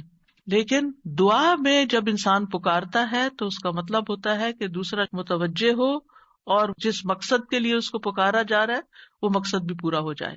عربی میں کہتے ہیں دعوت اللہ، میں نے اللہ کو پکارا، یعنی میں نے سوال کرتے ہوئے، اللہ تعالی کی طرف عاجزی کرتے ہوئے، جو خیر ہے اس کے پاس اس میں رغبت رکھی اور اس رغبت کو طلب کرنے کے لیے اس کو پکارا، یعنی اس رغبت کے ساتھ اس کو پکارا. قرآن مجید میں دعا کا لفظ مختلف معنوں میں استعمال ہوا ہے. نمبر 1 دعا بمعنی ندا، آواز دینے کے معنوں میں. دعا کا مطلب کیا؟ آواز دینا. جیسے سورۃ آل عمران میں آتا ہے فَقُلْ تَعَالَوْا نَدْعُ أَبْنَاءَنَا وَأَبْنَاءَكُمْ وَنِسَاءَنَا وَنِسَاءَكُمْ وَأَنفُسَنَا وَأَنفُسَكُمْ. تو آپ کہہ دیجئے کہ آؤ ہم اپنے اور تمہارے بیٹوں کو اور اپنی اور تمہاری عورتوں کو بلا لیں، پکار لیں، یعنی تم بھی ان کو بلا لو، ہم بھی بلا لیتے. تو بلانے کے معنوں میں استعمال ہوتا ہے. تو عربی زبان میں دعا اور ندا یہ 2 لفظ مترادف بھی ہیں، ایک دوسرے سے ملتے جلتے ہیں، سینونیمز ہیں، ایک جگہ پر اکٹھے بھی استعمال ہوئے ہیں. الا دعاء و نداء، کہ پکار اور آواز کے سوا کچھ نہیں سنتا. پھر اسی طرح دعا بمعنی طلب کرنا، کسی چیز کی ڈیمانڈ کرنا. قرآن مجید میں آتا ہے وَلَا تَزِرُ وَازِرَةٌ وِزْرَ أُخْرَى وَإِن تَدْعُ مُثْقَلَةٌ إِلَىٰ حِمْلِهَا لَا يُحْمَلْ مِنْهُ شَيْءٌ وَلَوْ كَانَ ذَا قُرْبَىٰ. اور کوئی بھی بوجھ اٹھانے والا کسی دوسرے کے گناہوں کا بوجھ نہ اٹھائے گا. یہ کب کی بات ہے؟ قیامت کے دن. اور کوئی بوجھ سے لدا ہوا شخص اپنا بوجھ اٹھانے کے لیے کسی کو بلائے گا، اس کو پکارے گا، وَإِن تَدْعُ، تو وہ اس میں سے کچھ بھی نہیں اٹھا سکے گا، کوئی مدد نہیں کرے گا قیامت کے دن، اگرچہ وہ قریبی رشتہ دار ہی کیوں نہ ہو. تو کسی کو مدد کے لیے بلانا، آؤ میرا سامان اٹھاؤ، میرا بوجھ اٹھاؤ، اس کے لیے بھی لفظ دعا جس میں ایک طلب پائی جاتی ہے استعمال ہوتا ہے. اسی طرح دعا کا لفظ بمعنی قول، بات کے بھی استعمال ہوتا ہے. قرآن مجید میں آتا ہے فما کان دعواہم اذ جاءہم بأسنا الا ان قالوا انا كنا ظالمین. جب ان کے پاس ہمارا عذاب آیا تو ان کا قول اس کے سوا کچھ نہ تھا کہ وہ کہنے لگے بے شک ہم ہی ظالم تھے. تو یہاں پر قول یا بات کے معنوں میں آیا ہے. پھر اسی طرح دعا کا لفظ عبادت کے معنوں میں بھی آتا ہے. سورۃ کہف میں نوجوانوں کا جو قصہ آتا ہے جس میں وہ اب ایمان کو بچانے کے لیے غار کی طرف جا رہے تھے، تو اللہ تعالیٰ نے ان کے بارے میں فرمایا وَرَبَطْنَا عَلَىٰ قُلُوبِهِمْ إِذْ قَامُوا فَقَالُوا رَبُّنَا رَبُّ السَّمَاوَاتِ وَالْأَرْضِ لَن نَّدْعُوَ مِن دُونِهِ إِلَٰهًا لَقَدْ قُلْنَا إِذًا شَطَطًا۔ اور ہم نے ان کے دلوں کو مضبوط کر دیا جب وہ اٹھ کھڑے ہوئے تو کہنے لگے ہمارا رب تو آسمانوں اور زمین کا رب ہے، ہم ہرگز اس کے سوا کسی الہ کو نہیں پکاریں گے، یعنی اس کی عبادت نہیں کریں گے، اور اگر ہم ایسا کریں تو یقیناً ہم نے ناانصافی کی بات کی۔ تو دعا بمعنی عبادت۔ پھر اسی طرح 5واں معنی قرآن مجید میں دعا بمعنی فریاد کرنا، طلب کرنا، فریاد کرنا، اور اس میں وَإِن كُنتُمْ فِي رَيْبٍ مِّمَّا نَزَّلْنَا عَلَىٰ عَبْدِنَا فَأْتُوا بِسُورَةٍ مِّن مِّثْلِهِ وَادْعُوا شُهَدَاءَكُمْ۔ اگر تمہیں اس قرآن میں شک ہے جو ہم نے اپنے بندے پر نازل فرمایا تو اسی طرح کی ایک سورت تم بھی بنا لاؤ اور اللہ کے سوا اپنے گواہوں مددگاروں کو بھی بلا لو، فریاد کرو کہ وہ آئے اور تمہاری مدد کریں، یعنی مدد کے لیے پکارنا، یہ معنی ہے۔ پھر اسی طرح دعا بمعنی کسی چیز کی ترغیب دینا، یعنی کسی چیز کی طرف دعوت دینا۔ نوح علیہ السلام نے اپنی قوم کو پکارا تھا، قال رب انی دعوت قومی لیلا ونہارا، اس نے کہا ہے میرے رب بے شک میں نے اپنی قوم کو رات اور دن پکارا، ان کو دعوت دیتا رہا دین کی طرف، اپنے رب کی طرف۔ اور اس میں معنی عبادت کا بھی ہے کہ اللہ کی عبادت کرو، تو عبادت کی دعوت میں ان کو دیتا رہا۔ پھر اسی طرح دعا بمعنی منسوب کرنا، نسبت دینا، ادعوہم لآبائہم، ان بچوں کو ان کے حقیقی باپوں کی نسبت سے پکارو، یعنی ادعوہم کا مطلب ہے کہ ان کو اپنے باپوں کی طرف ہی منسوب کرو، جن کے وہ بچے ہیں باپ کا نام نہیں بدلو۔ اور 8واں معنی ہے سوال کرنا، دعا بمعنی سوال، جیسے بنی اسرائیل نے موسیٰ علیہ السلام سے کہا قالوا ادع لنا ربک یبین لنا ما ہی، انہوں نے کہا تم اپنے رب سے ہمارے لیے دعا کرو، تو یہ جو دعا ہے یہ بمعنی سوال ہے، یعنی مانگو کہ وہ ہمارے لیے بیان کر دے کہ وہ گائے کس طرح کی ہو۔ تو قرآن مجید میں یہ دعا کا لفظ مختلف معنوں میں استعمال ہوا ہے، لیکن دعا کا عمومی شرعی معنی کیا ہے؟ اللہ کی بارگاہ میں عاجزی کے ساتھ سوال کرنا اور اللہ کے پاس جو خیر ہے اس میں راغب ہونا، رغبت رکھنا۔ اللہ کی بارگاہ میں اللہ کے حضور عاجزی کے ساتھ سوال کرنا، چیخ چلا کے نہیں بلکہ بہت ہمبل طریقے سے، اور جو خیر اللہ کے پاس ہے اس میں رغبت رکھنا، اس کا شوق رکھنا۔ طیبی کہتے ہیں اس سے مراد ہے اللہ کی بارگاہ میں انتہا درجے کی عاجزی، انکساری اور محتاجگی ظاہر کرنا۔ جیسے موسیٰ علیہ السلام نے دعا کیا کی تھی، رب انی لما انزلت الی من خیر فقیر، اپنے فقر، اپنی محتاجی، اپنی ضرورت کا اظہار کیا تھا، انی لما انزلت الی من خیر فقیر۔ امام ابن قیم کہتے ہیں اس سے مراد ہے ایسی چیز کو طلب کرنا جو دعا کرنے والے کو فائدہ دے، یعنی فائدے کی چیز حاصل کرنے کے لیے سوال کرنا، اور ایسی چیز کو دور کرنے کے لیے طلب رکھنا جو اس کو نقصان دیتی ہو۔ تو پھر دو طرح سے دعا کرتا ہے انسان، کچھ فائدے کی چیزیں مانگتا ہے اور کچھ نقصان والی چیزوں کو دور کرنے کے لیے اللہ سے درخواست کرتا ہے۔ ہماری شریعت میں دعا کی دو بڑی اقسام ہیں، ایک ہے دعائے عبادت اور ایک ہے دعائے مسئلہ۔ دعائے عبادت کیا ہے؟ اس سے مراد ہے کہ انسان اللہ سے ثواب کی امید رکھتے ہوئے، اس کے عذاب سے ڈرتے ہوئے اس کی عبادت کرے، اس میں سوال نہیں ہے۔ تو عربی میں دعا بمعنی عبادت بھی استعمال ہوتا ہے، آتا ہے نا، وقال ربکم ادعونی استجب لکم ان الذین یستکبرون عن عبادتی سیدخلون جہنم داخرین۔ اس میں دعا کے دونوں معنی آ گئے، اور تمہارے رب نے فرمایا کہ مجھ سے دعا کرو میں تمہاری دعا قبول کروں گا، یہ تو سوال ہو گیا۔ اور دوسرا، بے شک وہ لوگ جو میری عبادت سے تکبر کرتے ہیں عنقریب و ذلیل و خوار ہو کر جہنم میں داخل ہوں گے۔ تو یہاں عبادت کا معنی بھی آ گیا عبادت کے لفظ کے ساتھ، یعنی دعا ایک طرح سے عبادت ہے۔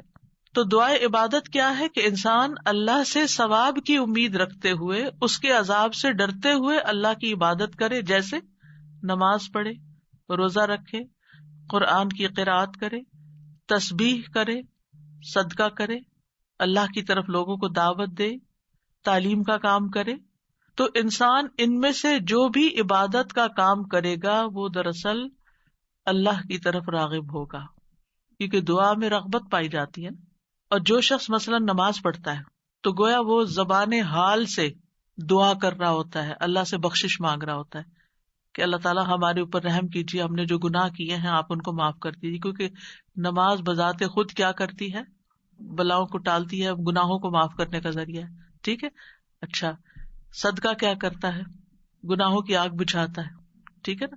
تو یہ جو گناہوں کی آگ کا بجھنا ہے، یہ ہم بول کے بھی کہہ سکتے اللہ ہمیں جہنم کے عذاب سے بچا، تو وہ ہماری زبان بول رہی ہوتی ہے. لیکن جب ہم صدقہ دے رہے ہوتے ہیں تو گویا ہمارا عمل جو ہے وہ اسی چیز کا تقاضا کر رہا ہے کہ ہم اپنے اوپر سے گناہوں کا بوجھ اتارنا چاہتے ہیں. تو ایک دعا سوال کے انداز میں ہوتی ہے اور ایک دعا حال کے ساتھ بیان ہو رہی ہوتی ہے، عمل کے ساتھ ہو رہی ہوتی ہے. اور دوسری جو دعائیں مسئلہ ہے جس میں مانگنے کی دعا ہوتی ہے، تو وہ یہ ہے کہ انسان دنیا اور آخرت کی کوئی بھی بھلائی طلب کرنے اور دنیا اور آخرت کے نقصان کو دور کرنے کا سوال اللہ سے ہی کرے. دنیا اور آخرت کی کوئی بھی بھلائی مانگنا اور دنیا اور آخرت کے کسی بھی نقصان سے بچنا، یہ بس اللہ ہی سے کرے. اس کا سوال، یہ دعائیں مسئلہ ہے، یعنی سوال کرنے والی، یعنی وہ دعا جس میں ہم سوال کرتے ہیں. کن چیزوں کا سوال کرتے ہیں؟ دنیا اور آخرت دونوں. آخرت نہیں بھولنی. ربنا آتنا فی الدنیا حسنۃ وفی الآخرۃ حسنۃ وقنا عذاب النار. تو دنیا اور آخرت کی حسنہ مانگنا اور دنیا اور آخرت کے عذاب سے، مصیبت سے بچنا. وقنا عذاب النار، سب سے بڑی مصیبت تو آگ ہے نا، یعنی اس کی کوئی تکلیف انسان کو پہنچے. نبی صلی اللہ علیہ وسلم نے فرمایا دعا عبادت ہے. قال الدعاء هو العبادۃ قال ربکم ادعونی استجب لکم. تمہارے رب کا فرمان ہے میں پکارنے والے کی دعا قبول کرتا ہوں جب وہ مجھے پکارتا ہے. تو دعا جو ہے یہ عبادت کی اقسام میں سے سب سے عظیم قسم ہے. امام خطابی اپنی کتاب شأن الدعاء میں کہتے ہیں، اس حدیث کی وضاحت کرتے ہوئے الدعاء هو العبادہ، وہ کہتے ہیں کہ دعا عبادت کا ایک بڑا حصہ ہے یا سب سے افضل عبادت ہے. جیسے کہ لوگ کہتے ہیں لوگ بنو تمیم ہیں اور مال اونٹ ہیں، یعنی لوگوں کو دیکھنا تو بنو تمیم کو دیکھو، مطلب سب لوگوں سے افضل ہیں.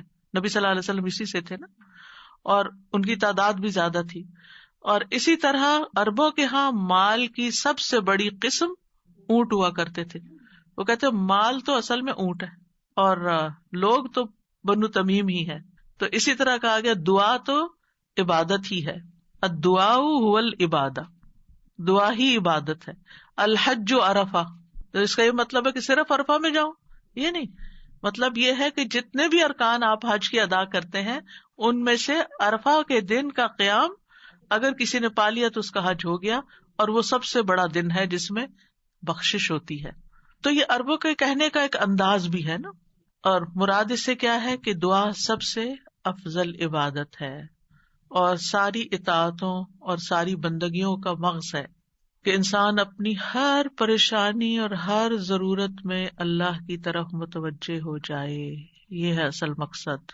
اگر کسی مشکل میں پڑ گیا ہے تو اس مشکل کے دور ہونے کے لیے بس اللہ ہی کی طرف رجوع کرے اور اسی کا انتظار کرے کہ وہی کاٹے گا. لوگوں سے توقعات ہٹا لے. اس کا یہ مطلب نہیں کہ ہم لوگوں سے ہیلپ لے نہیں سکتے، آپ لوگوں سے ہیلپ لے سکتے ہیں، آپ ان کو بتا سکتے ہیں کہ آپ کس مشکل میں اور اس کا حل کیا ہے، لیکن ان سے توقع نہ رکھے کہ یہ میری مشکل حل کر دیں گے.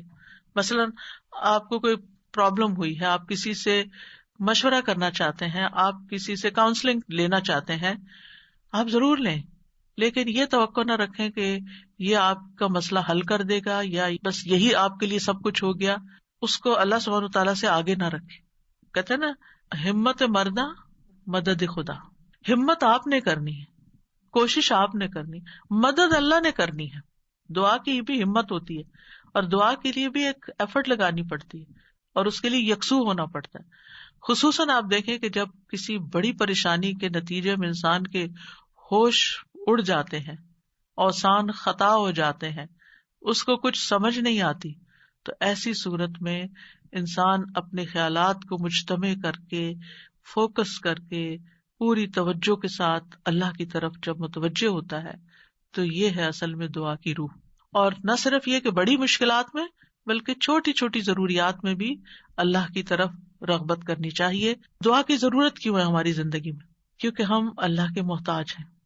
بادشاہ وہی ہے، ہم فقیر ہیں. یا ایھا الناس انتم الفقراء الی اللہ، اے لوگو تم سب اللہ کے محتاج ہو. کوئی بھی انڈیپینڈنٹ نہیں، کوئی بھی یہ نہیں کہہ سکتا کہ میں اپنے سب کام خود ہی کر سکتا ہوں. واللہ هو الغنی الحمید، اور اللہ سب سے بے پرواہ ہے اور تعریف کے لائق ہے.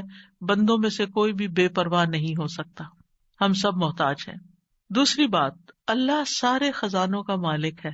وَإِن مِّن شَيْءٍ إِلَّا عِندَنَا خَزَائِنُهُ، کوئی چیز ایسی نہیں، وَإِن مِّن شَيْءٍ إِلَّا عِندَنَا خَزَائِنُهُ، کہ جس کے خزانے ہمارے پاس نہ ہوں.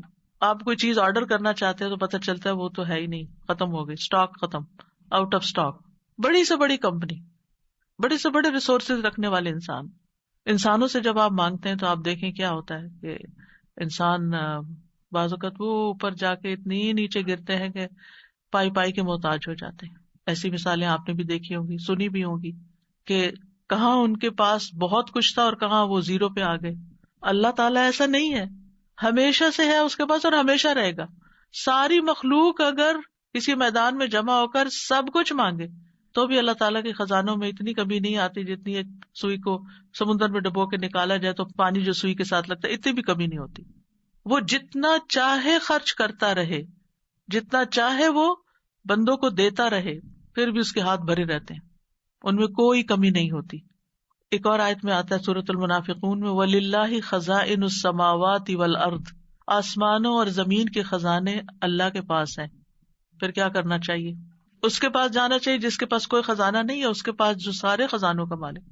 مشکل یہ ہے کہ ہمارے مانگنے میں کمی ہوتی ہے، دیر ہوتی ہے. وہ سب کچھ دے سکتا ہے، سب کچھ ہے اس کے پاس، یو نیم اٹ. آپ گھر جا کے بیٹھیں، غور کریں نماز کے بعد، کسی اور خاموشی تنہائی کے وقت، مجھے کیا چاہیے، مجھے کیا مسئلہ ہے، مجھے کیا پرابلم ہے، میری کیا پریشانی ہے، کیا اللہ کے پاس اس کا حل ہے؟ یقیناً ہے، وہ کر سکتا ہے، بالکل کر سکتا ہے. پر مجھے کیا کرنا چاہیے؟ اسی سے مانگنا چاہیے، اس سے گڑ گڑا کے مانگنا چاہیے، اس سے اپنی محتاجی اور اپنی بیچارگی کا اظہار کر کے مانگنا چاہیے.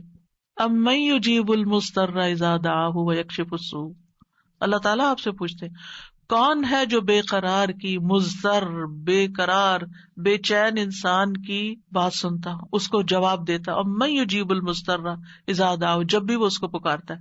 ویکشف السوء، اور وہ تکلیف کو دور بھی کرتا ہے. ایسا نہیں کہ وہ صرف سن رہا ہے، اس نے وہ تکلیف دور بھی کر دینی ہے. اور آپ کہیں گے بس اتنی سی بات تھی، میں اس کو اتنا پہاڑ بنائے ہوئی تھی، اپنی زندگی کا بہت بڑا مسئلہ بنائے ہوئے تھی، اور اللہ تعالیٰ کے لیے بس اتنی سی بات تھی. میرے مانگنے میں کمی تھی، اس کے پاس نہیں کمی. ہماری دعا میں کمی ہے، ہمارے اخلاص میں کمی ہے، اس کے دینے میں کمی نہیں ہے.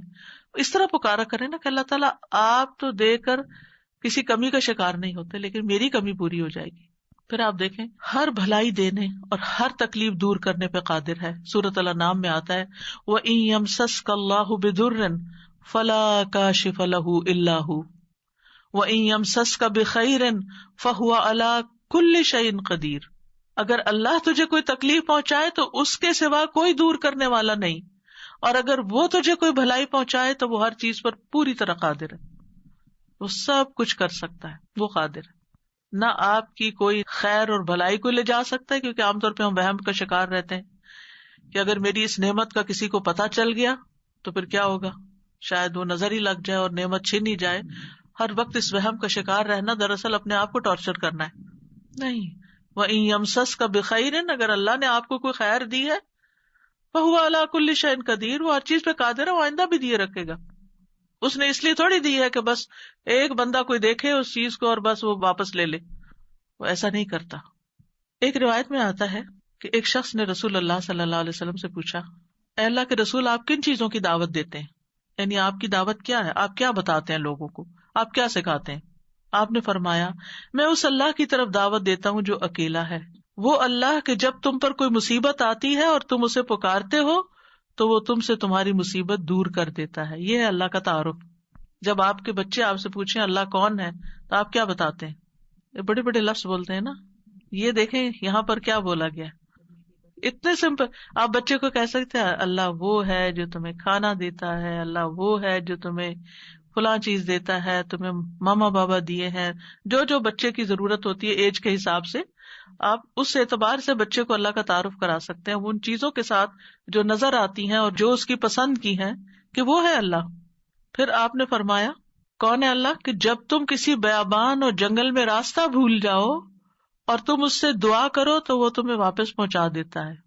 اور صرف جنگل بیابان نہیں, اب تو خیر GPS وغیرہ کی سہولت موجود ہے, اس کے باوجود بھول جاتے ہیں نا, اس کے باوجود غلط ٹرن لے لیتے ہیں, کبھی پہلے اور کبھی بعد میں. GPS فریز ہو جاتے ہیں, نیٹ چلا جاتا ہے, روڈ میپ ختم ہو جاتا ہے, کئی مسائل ہیں. تو کبھی بھی راستہ بھولیں تو ہم پہلی بات یہ سوچیں کہ اللہ سے دعا کرتے ہیں اللہ راستہ دکھا دے.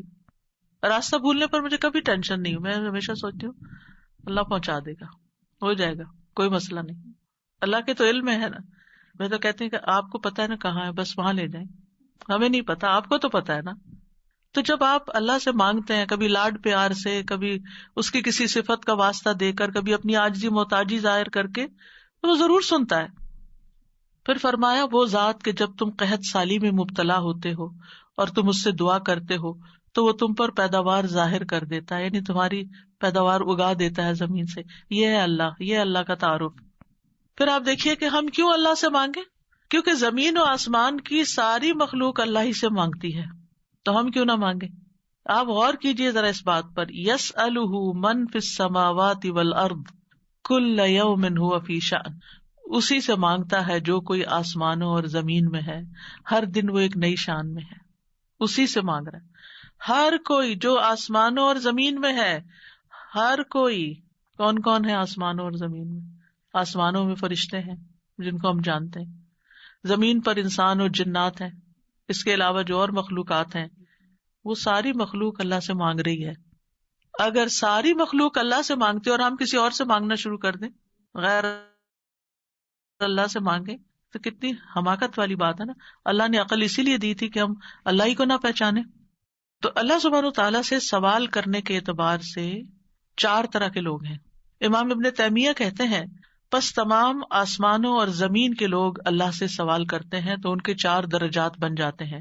پہلی قسم, کچھ وہ لوگ ہوتے ہیں جو نہ ہی اللہ کی عبادت کرتے ہیں نہ ہی اس سے مدد طلب کرتے ہیں, حالانکہ اللہ نے ان کو پیدا کیا, ان کو رزق دیا, ان کو عافیت دی. تو یہ کون ہے؟ نہ اللہ کی عبادت نہ ہی اس سے دعا, کچھ بھی نہیں, کوئی تعلق نہیں. دوسری قسم کے وہ لوگ ہوتے ہیں جو اللہ سے مدد طلب کرتے ہیں تو وہ ان کی مدد کر دیتا ہے, لیکن وہ اللہ کی عبادت نہیں کرتے. عبادت نہیں کرتے, ہاں جب کوئی مسئلہ پیش آتا ہے تو پھر کیا کرتے ہیں, پھر دعا کر لیتے ہیں. ایسے لوگ آپ نے دیکھے ہوں گے, نماز نہیں, روزہ نہیں, صدقہ خیرات کچھ نہیں, ہاں کوئی مشکل پیش آئے تو پھر اللہ سے دعا کرتے ہیں. تیسری قسم کے کچھ وہ لوگ ہوتے ہیں جو اللہ کی عبادت اور اطاعت طلب کرتے ہیں, لیکن نہ ہی اس سے مدد مانگتے نہ اس پہ توکل کرتے. نماز روزہ کر لیں گے, دعا نہیں کرتے, کہتے ہیں اللہ کو پتہ ہی ہے نا کیا چاہیے, اب مانگنا کس لیے. نہیں, اللہ تعالیٰ خود فرماتے وقال ربکم ادعونی, تمہارا رب کہتا ہے مجھ سے دعا کرو, تو کیوں نہ دعا کریں, ہمیں دعا کرنی ہے. چوتھی قسم کے وہ لوگ ہوتے ہیں جو اللہ کی عبادت بھی کرتے ہیں اور اس سے دعا بھی کرتے ہیں, اس سے مدد بھی طلب کرتے ہیں. تو اللہ تعالیٰ اپنی عبادت اور اطاعت پر ان کی مدد کرتا ہے, جیسے ہم کہتے ہیں رب اعنی علی ذکرک و شکرک و حسن عبادتک, تو اللہ تعالیٰ مدد بھی فرماتا ہے. اب ہم اپنے آپ کو دیکھیں کہ ہم کون سی کیٹیگری میں فال کرتے ہیں, ہم کہاں ہیں. کیا ہم ان لوگوں میں ہیں جو عبادت بھی کرتے ہیں اور دعا بھی کرتے ہیں, تو یہ ٹاپ کلاس کے لوگ ہیں, اور باقی اللہ تعالیٰ کے حق میں کمی کوتاہی کرتے ہیں. تو ہمیں دعا کرتے رہنا چاہیے, اللہ تعالیٰ کو پکارتے رہنا چاہیے, ہر ضرورت میں, ہر مقصد میں, ہر پریشانی میں, ہر دکھ میں, ہر بیماری میں, ہر موقع پر, ہر چیز کے لیے, چھوٹی سے چھوٹی چیز کے لیے, بڑی سے بڑی چیز کے لیے اللہ ہی سے مانگنا چاہیے, کیونکہ وہ دے کر احسان نہیں جتاتا, وہ دے کر شرمندہ نہیں کرتا, وہ دے کر ہم سے واپس نہیں مانگتا. وہ بغیر شرط کے دیتا ہے، غیر مشروط دیتا ہے.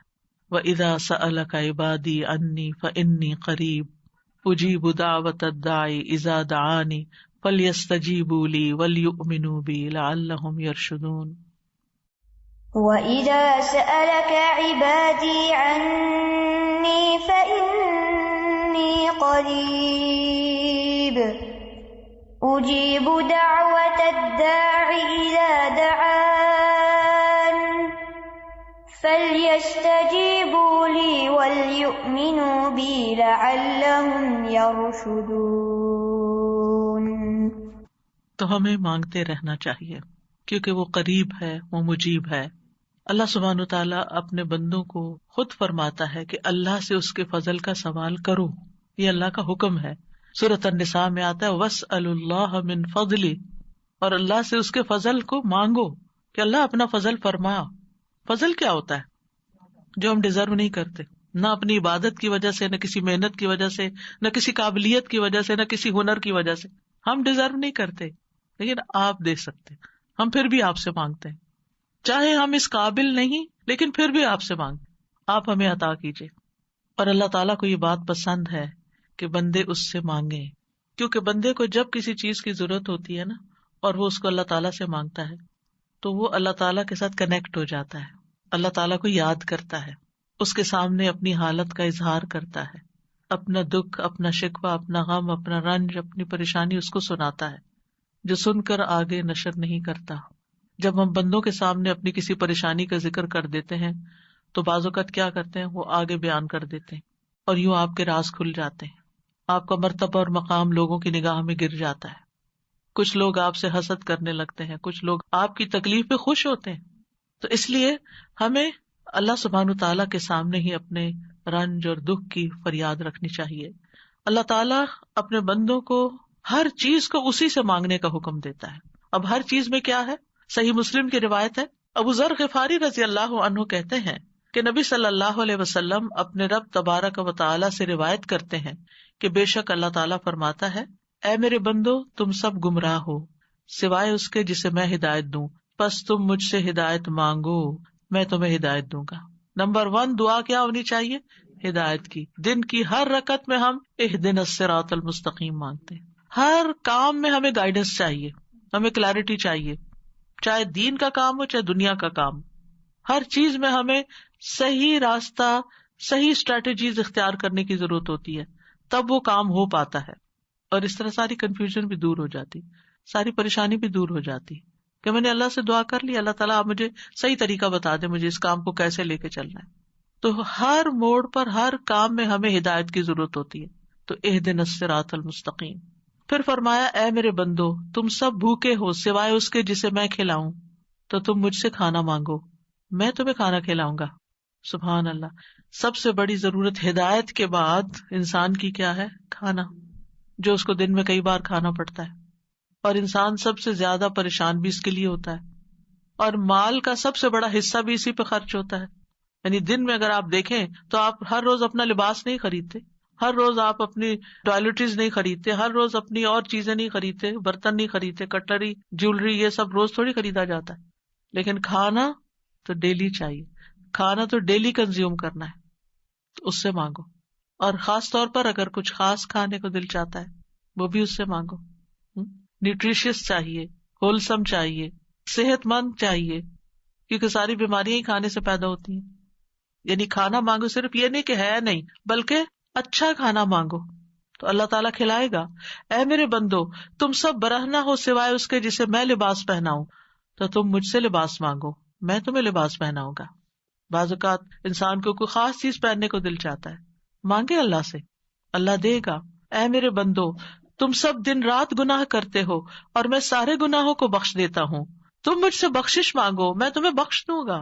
کیوں اپنے اوپر بوجھ لیے پھرتے ہو؟ کتنے گناہ کر لیے، بہت لیٹ کر دیا، پتہ نہیں اب میری معافی ہوگی یا نہیں، اب میں کیا کروں؟ وہ معاف کر دے گا، مانگ کر تو دیکھو. اے میرے بندو اگر تمہارے اولین و آخرین اور جن و انس ایک صاف چٹیل میدان میں کھڑے ہو کر مجھ سے مانگنے لگے، اور میں ہر ایک کو جو مجھ سے مانگ رہا ہے وہ سب کچھ دے دوں جو وہ مانگ رہا ہے، تو میرے خزانوں میں کوئی کمی نہیں ہوگی، مگر جتنی سمندر میں سوئی ڈال کر نکالنے سے کمی آتی، کچھ کمی نہیں. مانگو، اس کا تو کچھ نہیں بگڑتا، اس کا تو کچھ کم نہیں ہوتا. نبی صلی اللہ علیہ وسلم نے بھی اللہ سے مانگنے کا حکم دیا ہے. عبداللہ بن عباس کہتے ہیں ایک دن وہ رسول اللہ صلی اللہ علیہ وسلم کے پیچھے سوار تھے تو رسول اللہ صلی اللہ علیہ وسلم نے ان سے فرمایا، اے لڑکے، میں تجھے چند کلمات سکھا رہا ہوں، احفظ اللہ یحفظک، تم اللہ کے احکام کی حفاظت کرو، اللہ تمہاری حفاظت کرے گا. احفظ اللہ تجدہ تجاہک، اللہ کی حفاظت کرو یعنی اللہ تعالیٰ کے احکامات کی، تم اسے اپنے سامنے پاؤ گے، قریب پاؤ گے. اذا سألت فاسأل اللہ، جب تمہیں مانگنا ہو اللہ سے مانگو، جب تمہیں مانگنا ہو، کچھ بھی مانگنا ہو. وَإِذَا اسْتَعَنْتَ فَاسْتَعِنْ بِاللَّهِ، اور جب مدد چاہیے اللہ سے مدد مانگو، کسی بھی طرح کی مدد. یعنی مدد صرف مالی مدد نہیں ہوتی، یا مدد صرف ان چیزوں کی نہیں ہوتی اوپر جن چیزوں کا ذکر ہوا ہے. مدد تو ہمیں ہر کام میں چاہیے ہوتی. ہم کون سی لائن اختیار کریں، کون سا پیشہ اختیار کریں، کون سی جاب لیں، کون سی نہ لیں، کیا کریں کیا نہ کریں، فلان جگہ جانا ہے جائیں یا نہ جائیں، ہر معاملے میں. اور یہ جو ہمیں استخارہ سکھا دیا گیا تو یہ بھی تو یہی ہے. اور اس استخارے میں بھی آپ دیکھیے، اذا سألک عبادی انی فانی قریب اجیب دعوت الداعی اذا دعانی، تو اس میں بھی آپ دیکھیں بیچ میں واسطہ نہیں رہا نا. تو ہم کسی سے نہیں کہہ سکتے آپ میرا استخارہ کریں، آپ اپنے لیے خود ہی خیر مانگے. آپ صلی اللہ علیہ وسلم نے عبداللہ بن عباس سے کہا، جان رکھو اگر ساری دنیا مل کر بھی تمہیں نفع پہنچانا چاہے تو تمہیں نفع نہیں پہنچا سکتی سوائے اس کے جو اللہ نے تمہارے لیے لکھ دیا. اور اگر وہ سارے مل کر تمہیں کوئی نقصان دینا چاہیں، نقصان نہیں دے سکتے سوائے اس کے جو اللہ نے تمہارے لیے لکھ دیا. کتنا بڑا توکل سکھاتی ہے یہ بات. کتنی فکریں، پریشانیاں دل سے اور دماغ سے بالکل آف لوڈ ہو جاتی، کچھ نہیں ہوتا، کوئی کچھ نہیں بگاڑ سکتا. ہم ڈرتے رہتے ہیں نا، کبھی فیوچر سے ڈرتے ہیں، کبھی لوگوں سے ڈرتے ہیں، کبھی کسی بیماری سے ڈرتے ہیں، کبھی بھوک فقر و فاقہ سے ڈرتے ہیں، کبھی اپنے اولاد کے بارے میں ڈر رہے ہوتے ہیں، فکر کر رہے ہوتے ہیں ان کا کیا بنے گا، ان کے ایمان کا کیا ہوگا، ان کے کھانے پینے کا کیا ہوگا، ان کے رہنے کا کیا ہوگا. یہی فکریں تو ہیں ہماری جن میں ہم ڈوبے رہتے ہیں. اللہ نے ہمیں صرف ان فکروں کے لیے تھوڑی بھیجا ہے، ہمیں تو اللہ نے اپنی عبادت کے لیے بھیجا تھا. اللہ نے ہمیں بڑے کام کرنے کے لیے بھیجا، ہم نے اپنے آپ کو چھوٹی چھوٹی چیزوں میں الجھا کر بیمار کر لیا اور انہی کے اندر ہی گھومتے رہے اور انہی کی فکر کرتے رہے اور انہی کے بوجھ تلے دبے رہے.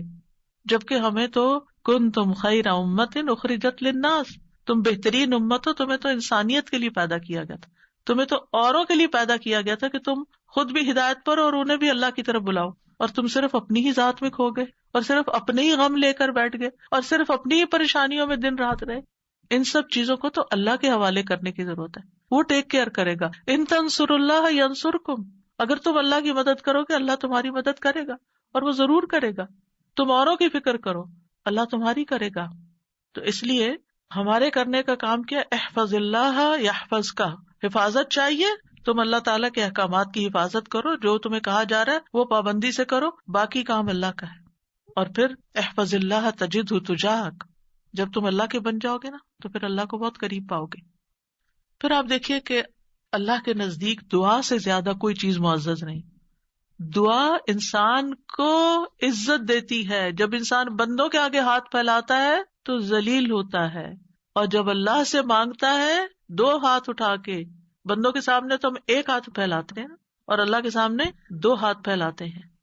اور جب انسان اللہ سے مانگتا ہے تو اللہ اس بندے سے محبت کرتا ہے اور اس بندے کو دیتا ہے، نوازتا ہے اور عزت دیتا ہے، اپنی جناب سے دیتا ہے.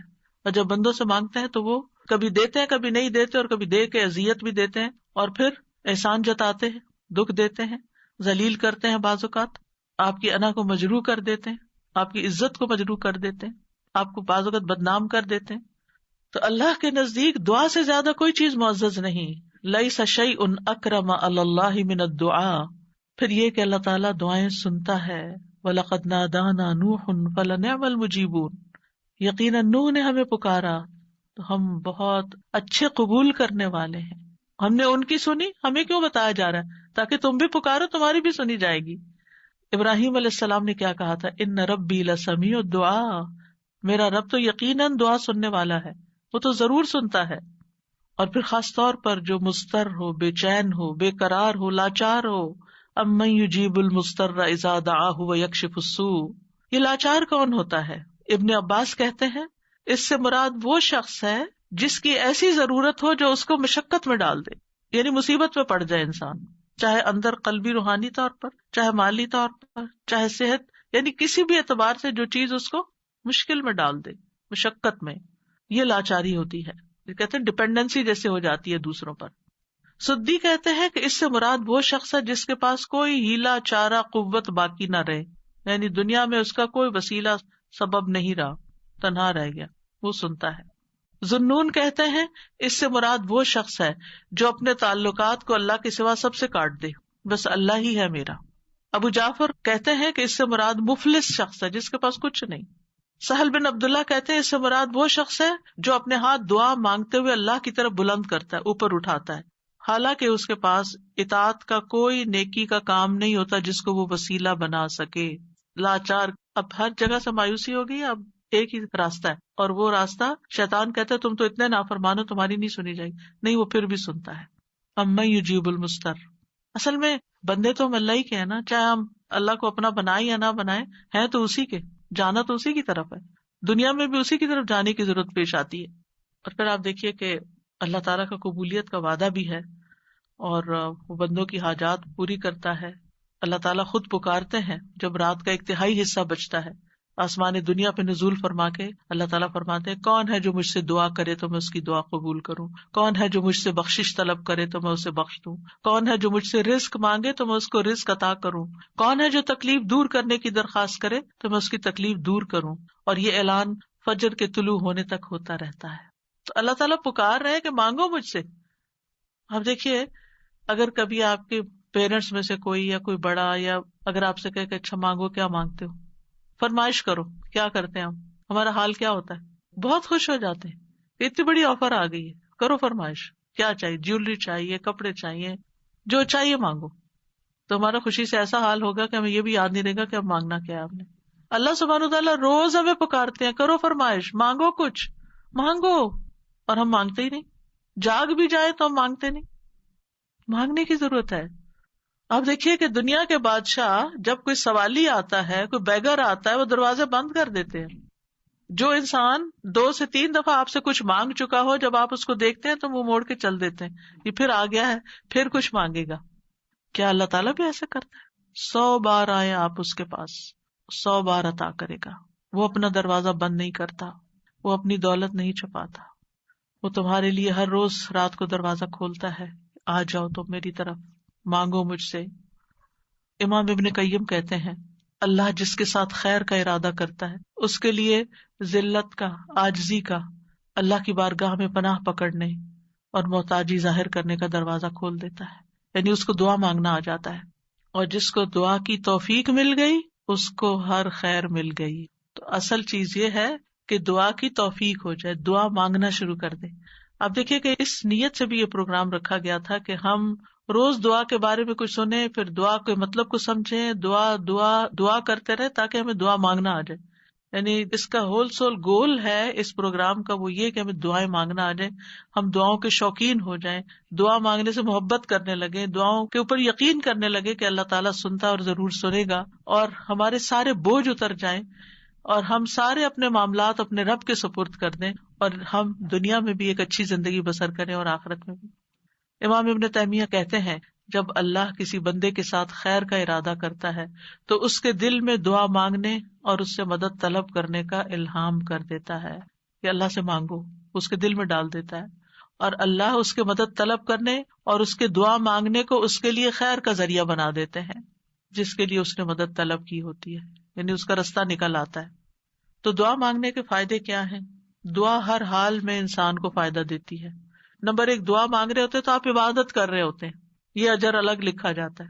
اللہ تعالیٰ کی پسند کا کام کر رہے ہوتے ہیں، اللہ تعالیٰ سے کنیکٹڈ ہوتے ہیں، اور پھر یا تو دعا فوراً قبول ہو جاتی ہے، جو مانگا وہ اسی وقت مل جاتا ہے، یا پھر یہ کہ کوئی ایسی مصیبت ٹل جاتی ہے جو آنے والی تھی اور آپ کی اس دعا کی وجہ سے وہ مصیبت چلی گئی. رسول اللہ صلی اللہ علیہ وسلم نے فرمایا دعا فائدہ دیتی ہے اس کے بارے میں بھی جو کچھ نازل ہو چکا ہے اور اس کے بارے میں بھی جو نہیں اترا. بس اللہ کے بندو تم پر دعا کرنا لازم ہے. یعنی جو مصیبتیں آ گئی ہیں ان کو بھی دور کرے گی دعا، اور جو ابھی نہیں آئی اتر رہی ہیں ان کو بھی دور کر دے گی، آنے والی مشکلات کو بھی ہٹا دے گی۔ پھر یہ کہ اللہ تعالیٰ اپنے مانگنے والوں کو خالی ہاتھ نہیں لوٹاتا۔ حدیث میں آتا ہے بے شک اللہ عز و جل کو اس بات سے حیا آتی ہے کہ اس کا کوئی بندہ اس کے سامنے ہاتھ پھیلا کر کسی خیر کا سوال کرے اور وہ انہیں خالی لوٹا دے، کہ کچھ بھی نہ ڈالے اس میں۔ ایسا نہیں ہوتا۔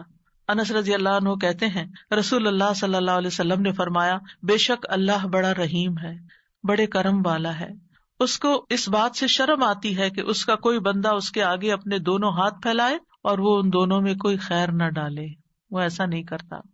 جو مسلمان بھی اپنی حاجت اللہ کے آگے رکھ دیتا ہے اللہ تعالیٰ اسے ضرور نوازتا ہے، ضرور دیتا ہے۔ رسول اللہ صلی اللہ علیہ وسلم نے فرمایا جو مسلمان اپنا چہرہ اللہ کے سامنے گاڑ کر یعنی پورے فوکسڈ طریقے سے توجہ کے ساتھ کسی چیز کا سوال کرتا ہے وہ اس کو وہ چیز ضرور عطا کرتا ہے، خواہ جلدی عطا کرے یا ذخیرہ کر کے رکھ لے اس کے لیے اگلی دنیا میں عطا کرے، لیکن ملتا ضرور ہے۔ اور پھر آپ دیکھیے اس آیت میں اللہ تعالیٰ نے کوئی شرط نہیں رکھی، یعنی جو مانگو گے میں دوں گا، یہ نہیں کہا تم یہ کر کے آنا پھر میں دوں گا، بعد میں کہا کہ ٹھیک ہے تم بھی میری بات مانا کرو، ریکمینڈیڈ ہے یہ بات، لیکن شرط نہیں ہے کہ تم نے مانی تو پھر ہی میں بھی تمہاری مانوں گا۔ اور پھر آپ دیکھیے کہ یہ ہمارا فرض بنتا ہے کہ ہم اپنی دعاؤں میں اخلاص پیدا کریں، ورنہ اللہ تعالیٰ تو ہر ایک کو نیک بد گناہگار حتیٰ کہ ابلیس کی بھی دعا قبول کر لیتا ہے۔ دعا کے سبب تقدیر بدل جاتی ہے۔ حدیث میں آتا ہے قضاء کو صرف دعا ہی بدل سکتی ہے، اور نیکی کے علاوہ کوئی چیز عمر کو نہیں بڑھا سکتی۔ نیکی کرتے جاؤ انشاءاللہ عمر بھی لمبی ہوگی اور نیکیوں کی مزید توفیق ہوگی۔ دعا کی وجہ سے آزمائشیں ٹل جاتی ہیں۔ امام غزالی کہتے ہیں بس جان لے کہ قضاء و قدر میں سے یہ بھی ہے کہ اللہ آزمائشوں کو دعا کے ذریعے ٹال دیتا ہے، چنانچہ دعا آزمائشوں اور بلاؤں کو ٹالنے اور رحمت کے حصول کا سبب ہے، جیسا کہ ڈھال تیروں کو ٹالنے اور واپس لوٹانے کا سبب ہے، یعنی کہ جو شیلڈ ہے اس سے آپ پروٹیکٹڈ ہوتے ہیں، اور جیسے پانی زمین سے نباتات نکالنے کا سبب ہے، یعنی آپ پودا لگاتے ہیں اسے پانی لگاتے ہیں تو اس میں سے کچھ نکل آتا ہے۔ جن لوگوں کے گارڈنز ہیں وہ تو یہ تجربہ کرتے ہی ہوں گے کہ جب سمر آتی ہے اور وہ ڈالتے ہیں کچھ تو پھر اس میں سے ننھی منی کونپلیں نکلتی ہیں، لیکن اگر نہیں تو میں آپ سب کو ریکمینڈ کروں گی کہ اللہ الخالق کی تخلیق کو دیکھنے کے لیے گھر میں ہی کوئی مٹی کا پاٹ رکھ لیجئے اور اس میں کوئی بیج ڈال دیجئے، اور ان بیجوں کے پھوٹنے اور چھوٹی چھوٹی کونپلیں نکلنے کے عمل کو دیکھیے، آپ کو اللہ پہ اتنا پیار آئے گا، اتنی محبت آئے گی۔ یہ اللہ کی تخلیق کی نشانیاں ہیں نا، اور اس سے اللہ کی پہچان ہوتی ہے، انسان اللہ کے قریب ہوتا ہے، اللہ کی قدرت نظر آتی ہے۔ تو اب امام غزالی کہتے ہیں کہ جیسے پانی زمین میں ڈالیں اور بیج سے کچھ نکلے گا، یہ پانی ڈالنا سبب ہے بیج پھوٹنے کا، ایسے ہی دعا سبب ہے خیر ملنے کا۔ مانگو تاکہ تمہیں ملے، بہت کچھ تو وہ ہمیں بن مانگے بھی دے رہا ہے، ہم نے وہ مانگا بھی نہیں ہوتا جو کچھ وہ ہمیں دیتا ہے، لیکن اس سے زیادہ اگر تم مانگو گے تو پھر بھلا وہ کیوں نہیں دے گا۔ اور پھر وہ کہتے ہیں کہ جیسے ڈھال تیر کو لوٹاتی ہے اور دونوں ایک دوسرے کی مدافعت کرتے ہیں، اسی طرح دعا اور آزمائش آپس میں زور آزمائی کرتے ہیں۔ آزمائش اوپر سے اتر رہی ہوتی ہے اور دعا نیچے سے چڑھتی ہے، اور بیچ میں جا کے وہ ان کی لڑائی ہوتی ہے، دعا کہتی ہے واپس چلو، اس بندے پہ نہیں آنا۔ تو اس لیے بہت ضروری ہے کہ ہم اللہ تعالیٰ سے مانگتے رہیں۔ اور آپ دیکھیں کتنی دعائیں ایسی ہیں جنہوں نے تاریخ کا رخ پھیر دیا، شر سے خیر کی طرف، بہتر سے بہترین کی طرف۔ ابراہیم علیہ السلام کی دعا کی مثال، انہوں نے مانگا تھا ربنا وابعث فیہم رسولا منہم یتلو علیہم آیاتک ویعلمہم الکتاب والحکمت ویزکیہم انک انت العزیز الحکیم۔ 2500 سال بعد دعا قبول ہوئی، محمد الرسول اللہ صلی اللہ علیہ وسلم دنیا میں تشریف لائے اور انسانی تاریخ کا دھارا بدل گیا۔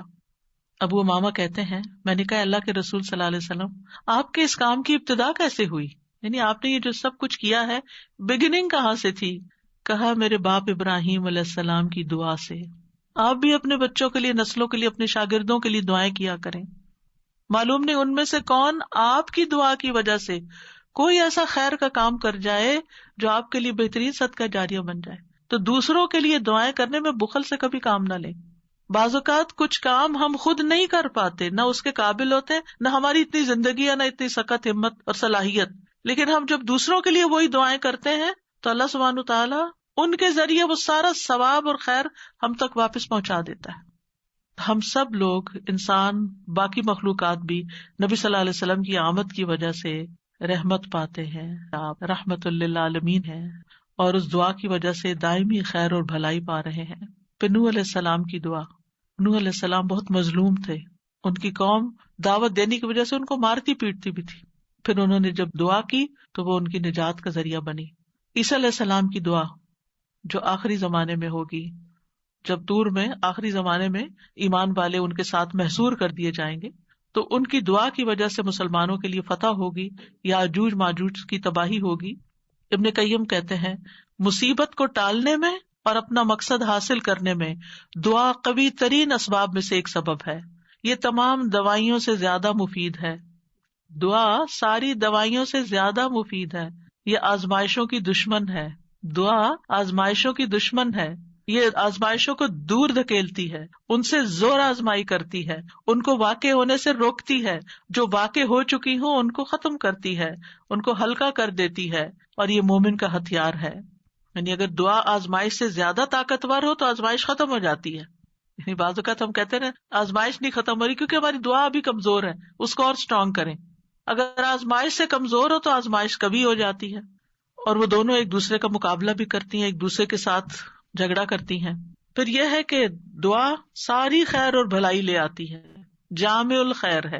دعاؤں کے سبب بیماریاں دور ہوتی ہیں. امام ابن تیمیہ کہتے ہیں بہت سے مریض ایسے ہیں جو بغیر دوا کے صرف دعا کی وجہ سے یا دم یا دل کی مضبوطی کے ساتھ اور اچھے توکل کے ساتھ شفا پا لیتے ہیں. دوا کے بغیر ہی ٹھیک ہو جاتے ہیں. دعا سے ہم و غم دور ہوتا ہے، ڈپریشن دور ہوتا ہے، اور خاص طور پر وہ جو غم کی دعا ہے نا وہ پڑھنی چاہیے. اللہم انی اعوذ بک من الہم والحزن. پریشانیاں دور ہوتی ہیں. انسان کو دعا کی وجہ سے وہاں سے رزق ملتا ہے جہاں سے انسان سوچ بھی نہیں سکتا، اس کا گمان بھی نہیں ہوتا. اللہ تعالیٰ کی ناراضگی دور ہوتی ہے، اور جو آدمی اللہ سے نہیں مانگتا اللہ اس سے ناراض ہوتا ہے. دعا سے بندے کو غیر اللہ کی محبت اور غلامی سے آزادی ملتی ہے، اللہ تعالیٰ کا قرب ملتا ہے، اور انسان کو مناجات کی لذت ملتی ہے. جب انسان اپنے رب سے باتیں کرتا ہے نا تو اس کی ایک اور ہی خوشی ہوتی ہے، اور انسان کو پھر وہ چیز ملنے سے زیادہ وہ دعا کرنے میں اور سرگوشیاں کرنے میں اور اللہ سے باتیں کرنے میں مزہ آنے لگتا ہے، گویا اس کو سب کچھ مل گیا. سلف صالحین اس بات کو بہت پسند کرتے تھے. ان میں سے ایک کہتے ہیں مجھے اللہ کی بارگاہ میں حاجت ہوتی ہے تو میں اس سے وہ حاجت مانگتا ہوں تو اللہ میرے لیے اپنے ساتھ مناجات کرنے، اپنی معرفت اور اپنے لیے عاجزی کرنے اور اس کے سامنے خوشامد کا دروازہ کھول دیتا ہے. تو ان چیزوں کے ہوتے ہوئے میں یہ پسند کرنے لگتا ہوں کہ اللہ تعالیٰ میری دعا پوری کرنے کو ڈیلے کر دے، مؤخر کر دے، تاکہ میں یہ دعا کرنے کا لطف اٹھاتا رہوں. تو اللہ سبحانہ وتعالیٰ سے دعا ہے کہ اللہ تعالیٰ ہمیں دعا کا معنی اور مفہوم سمجھنے کی توفیق عطا فرمائے اور ہمیں اس کی اہمیت کا احساس دلا دے، اور ہم واقعی اس طرح دعا مانگے جیسے دعا مانگنی چاہیے. اللہ تعالیٰ ہمیں آئندہ رمضان میں اور اس کے علاوہ بھی اس دعا کی عبادت سے فائدہ اٹھانے کی توفیق دے کہ ہم اپنے رب کے بن جائیں اور ہمارا رب ہم پر رحم فرما دے. السلام علیکم. اتنا خوبصورت لیکچر. میں سوچ رہی تھی کہ جیسے آپ نے کہا نا قریب اور مجیب، تو جب آپ نے کہا نا قریب تو میں سوچتی کہ ارسپیکٹو آف کہ ہماری دعا قبول ہو یا نہ ہو، جو ایک سینس آف کلوزنس اللہ سبحانہ تعالیٰ کے ساتھ فیل ہوتی ہے، دیٹ از ریئلی گریٹ. بالکل. تو ایک اور چیز میں نے یہ پوچھنی تھی کہ جیسے ہم کہتے ہیں نا کہ انسان اپنے لیے شر کو ایسے مانگتا ہے جیسے خیر مانگ رہا ہے، اور ہم ادھر سے یہ کریں کہ اللہ سبحانہ تعالیٰ ہماری دعا قبول ضرور کرتے ہیں، تو پھر جب ہم اس طرح کے کوئی مانگ رہے ہوتے ہیں تو پھر یہ ہوتا ہے کہ وہ قبول نہیں ہوگی دعا، وہ اللہ پہ چھوڑ دیتے ہیں نا ہم. جی. پھر وہ ہمارے لیے جو چاہتا ہے کرتا ہے، اسی لیے وہ بعض دعائیں روک لیتا ہے. ہم سمجھتے ہیں ہمارے لیے خیر ہے، حالانکہ وہ شر ہوتا ہے، تو اللہ تعالیٰ اس کو قبول نہیں کرتے، روک دیتے، کیونکہ وہ ہمارے لیے ہم سے زیادہ ہم پر مہربان ہے. ایک اور جو ایسے حضرت زکریا نے اس نادا ربہ نداء خفیہ، تو وہ جو ندا ہے انہوں نے تو اللہ سے وہ مانگ رہے تھے نا چپکے سرگوشیاں، تو وہ پھر دل ہی دل میں، تو وہ پھر ندا وہ دعا کے سینس میں آئے گی، کیونکہ دعا میں آپ نے ڈیفینیشن بتائی نا کہ ہم اللہ سے مانگ رہے ہوتے ہیں. جی.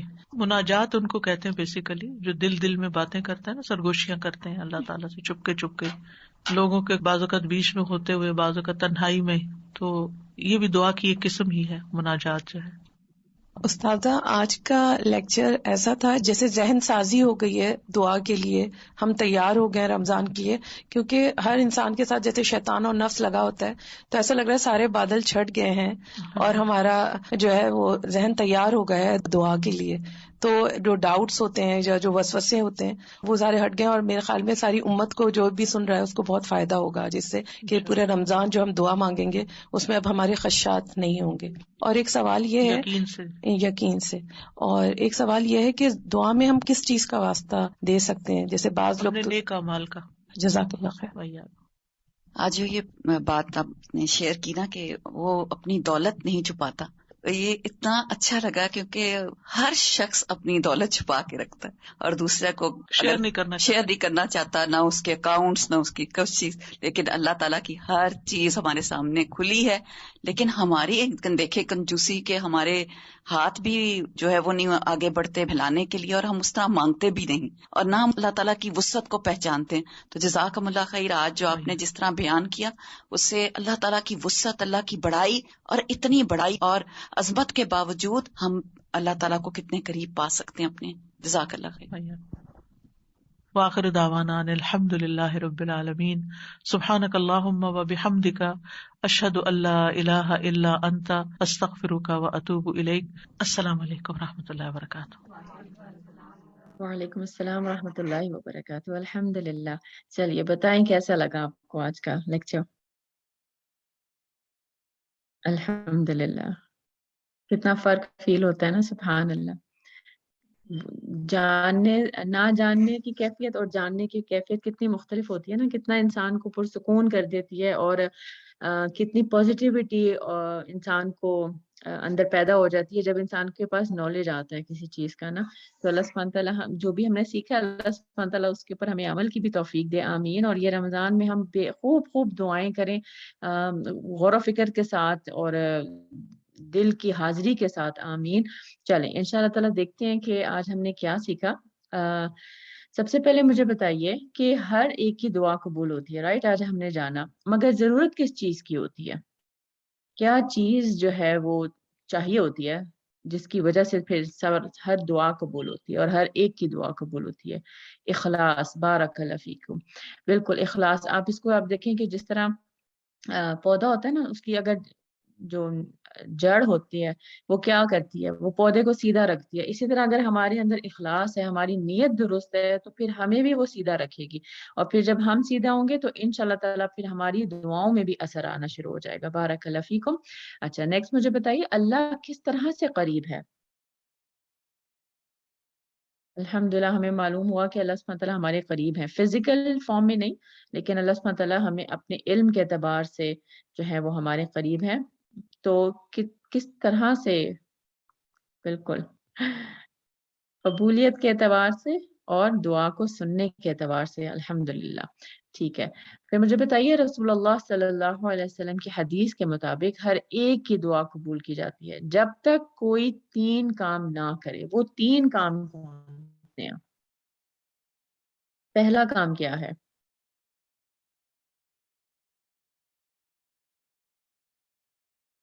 شرک. اچھا اور بتائیے، نوٹس میں سے بتائیے. قطع رحمی کی دعا نہ ہو، بالکل ٹھیک ہے. گناہ کی دعا نہ ہو، بالکل. اور پھر اس میں تیسری کنڈیشن کیا ہے جو کہ آئی تھنک ہم سب کرتے ہیں کہ جلدی نہ کرے. بالکل ہمیں جلدی ہوتی ہے نا، ہم کہتے ہیں بس ادھر سے مانگے اور بس ادھر سے پورا ہو جائے. تو جب تک انسان جلدی نہیں کرتا اور باقی 2 کام نہیں کرتا تو اس کی دعا ضرور سنی جاتی ہے، ضرور قبول ہوتی ہے. بالکل بارک اللہ فیکم. دعا سے پہلے کرنے کے کام کون سے ہیں؟ کسی بھی بعض اوقات ایسا ہوتا ہے نا، کسی کورس میں ایڈمیشن لینا ہوتا ہے تو انہوں نے کہا ہوتا ہے کہ پری ریکویزٹ اس کے یہ ہیں، آپ نے یہ پہلے کیا ہونا چاہیے. تو ہماری دعاؤں کے لیے ہمیں پہلے کیا کرنا چاہیے؟ استغفار. بالکل بارک اللہ فی کی توبہ اور استغفار. ٹھیک ہے. آپ بلکہ مجھے بتائیے استغفار میں کیا کیا کچھ آتا ہے؟ استغفار اور توبہ میں فرق کیا ہوتا ہے؟ پہلے استغفار کے بارے میں بتائیے کہ استغفار کیا ہے. جو کچھ ہم کر چکے ہیں اللہ اس کے کیا کرے اس کے بدلے میں؟ اس کے شر سے ہمیں بچا کے رکھے.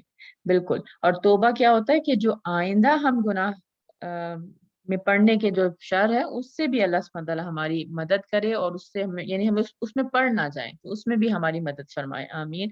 اور پھر توبہ جو ہے وہ پکا ارادہ بھی ہوتا ہے. بالکل الحمدللہ. چلیے اگلا مجھے بتائیے کہ قرآن میں دعا کے کیا معنی آئے ہیں؟ کتنے معنی ہیں؟ بلکہ ایک ایک کر کے بتائیں گے آپ لوگ مجھے. پکارنا، ٹھیک ہے. آگے عبادت، 8 آئے ہیں. بارک اللہ فیکم. اور عبادت، ٹھیک ہے. پکارنا، چلیں دیکھتے ہیں انشاءاللہ تعالیٰ. 8 معنی آئے ہیں قرآن میں، یعنی مختلف معنوں میں آیا ہے دعا کا لفظ. آواز دینا، طلب کرنا، قول، عبادت، مدد طلب کرنا یا فریاد کرنا، کسی چیز کی ترغیب دینا، منسوب کرنا یا پھر سوال کرنا. بارک اللہ فیکم. اچھا آگے مجھے بتائیے دعا کی 2 اقسام کون سی ہیں؟ یہ بہت اہم پوائنٹ ہے. عبادہ، گڈ. اور مسئلہ، بالکل. بارک اللہ فیکم. ٹھیک ہے، گڈ. انشاءاللہ تعالیٰ مزید ہم جب نیکسٹ کلاسز میں جانیں گے کہ ان میں بھی فرق کیا ہوتا ہے. ٹھیک ہے، اس لیے میں بھی اس کو نہیں آپ کے ساتھ ڈسکس کرتی. بارک اللہ. ٹھیک ہے. دعا کس قسم کی عبادت ہے؟ چھوٹی موٹی سی عبادت ہے؟ کیسی عبادت ہے یہ؟ افضل، بالکل. تو اس کو معمولی نہیں سمجھنا. بعض اوقات ہمیں لگ رہا ہوتا ہے کہ یہ اس میں کون سی بڑی بات ہے. نہیں، بہت افضل عبادت ہے، بہت اشرف عبادت ہے. سبحان اللہ. ٹھیک ہے، بارک اللہ فیکم. اچھا نیکسٹ مجھے بتائیے اللہ سے سوال کرنے کے اعتبار سے لوگوں کے کتنے درجے ہیں؟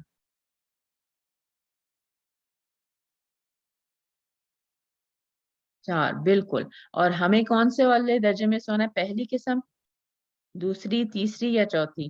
کہ نہ جو نہ اللہ کی عبادت کرتے ہیں، نہ اس سے مدد طلب کرتے ہیں.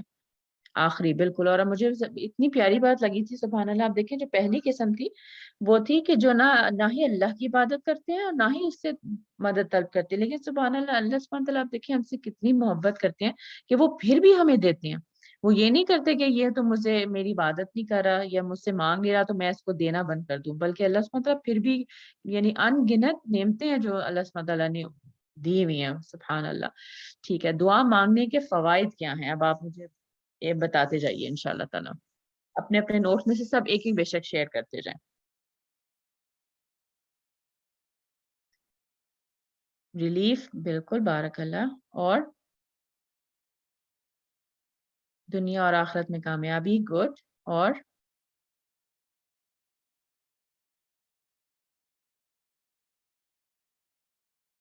اللہ کی ناراضگی دور ہوتی ہے، بالکل. خیر کا ملنا، بالکل. یہ تو بات تو مجھے بہت ہی پیاری لگی تھی نا کہ دعا جامع الخیر ہے، ہر طرح کی خیر جو ہے نا وہ سمیت لیتی ہے. سبحان اللہ. شر دور ہو جاتا ہے، بالکل. بلائیں ٹلتی ہیں، بالکل. مشکلات دور ہوتی ہیں، اللہ کا قرب حاصل ہوتا ہے، آزمائشیں ٹلتی ہیں. بارک اللہ. بالکل. آپ دیکھیں ان گنت فائدے ہیں. سبحان اللہ. اور ہم اسی کو بعض اوقات بالکل حقیر سمجھ کے جو ہے نا چھوڑ دیتے ہیں. ہم سوچتے ہیں اب کیا مانگے. بعض اوقات شیطان وسوسے بھی ڈالتا ہے نا کہ دعائیں قبول نہیں ہوں گی، یا پھر تم تو اتنے گناہ گار ہو، تمہاری تو سنی نہیں جانی. کبھی کبھی ایسا بھی وسوسہ آتا ہے نا. بلکہ جب ایسے وسوسے آئے نا کہ میں تو بہت گناہ گار ہوں، میں نے فلاں گناہ بھی کیا، فلاں بھی، تو بلکہ اور زیادہ اللہ کے قریب ہو جانا چاہیے. میں ایک دفعہ ایک شیخ کو سن رہی تھی، مجھے ان کی بات بہت پیاری لگی. آپ میں سے جن کے چھوٹے بچے ہیں وہ اس چیز کو بالکل ایکسپیرینس کر چکے ہوں گے یا کرتے ہوں گے ابھی بھی، کہ جب ہم بچہ ہم سے ناراض، یا ہم بچے سے جب ناراض ہوتے ہیں یا ہم اس کو ڈانٹتے ہیں تو بچہ کیا کرتا ہے؟ ڈر کے مارے مزید ماں کی ٹانگ سے چپک جاتا ہے. وہ ایسا نہیں کرتا کہ جا کے اور چلا جائے، بلکہ وہ ماں کے اور قریب ہو جاتا ہے، وہ اور زیادہ پیار کرتا ہے، چومتا ہے، گلے لگاتا ہے کہ بس میری ماں میرے سے راضی ہو جائے نا. تو اللہ سبحانہ تعالیٰ تو ہم سے سب سے بڑھ کے جو ہے وہ محبت کرنے والے ہیں. ماں کی محبت تو کچھ ہے ہی نہیں اللہ کی محبت کے آگے. تو پھر ہمیں اللہ سبحانہ تعالیٰ دیکھیں، اگر ہم اللہ کے آگے جھکیں گے، اللہ سے معافی مانگیں گے، تو کیا اللہ ہمیں معاف نہیں کریں گے؟ وہ تو انتظار میں ہوتے ہیں کہ میرا بندہ میرے پاس آئے اور میں اس کو جو ہے وہ دوں اور میں اس کی بخشش فرماؤں.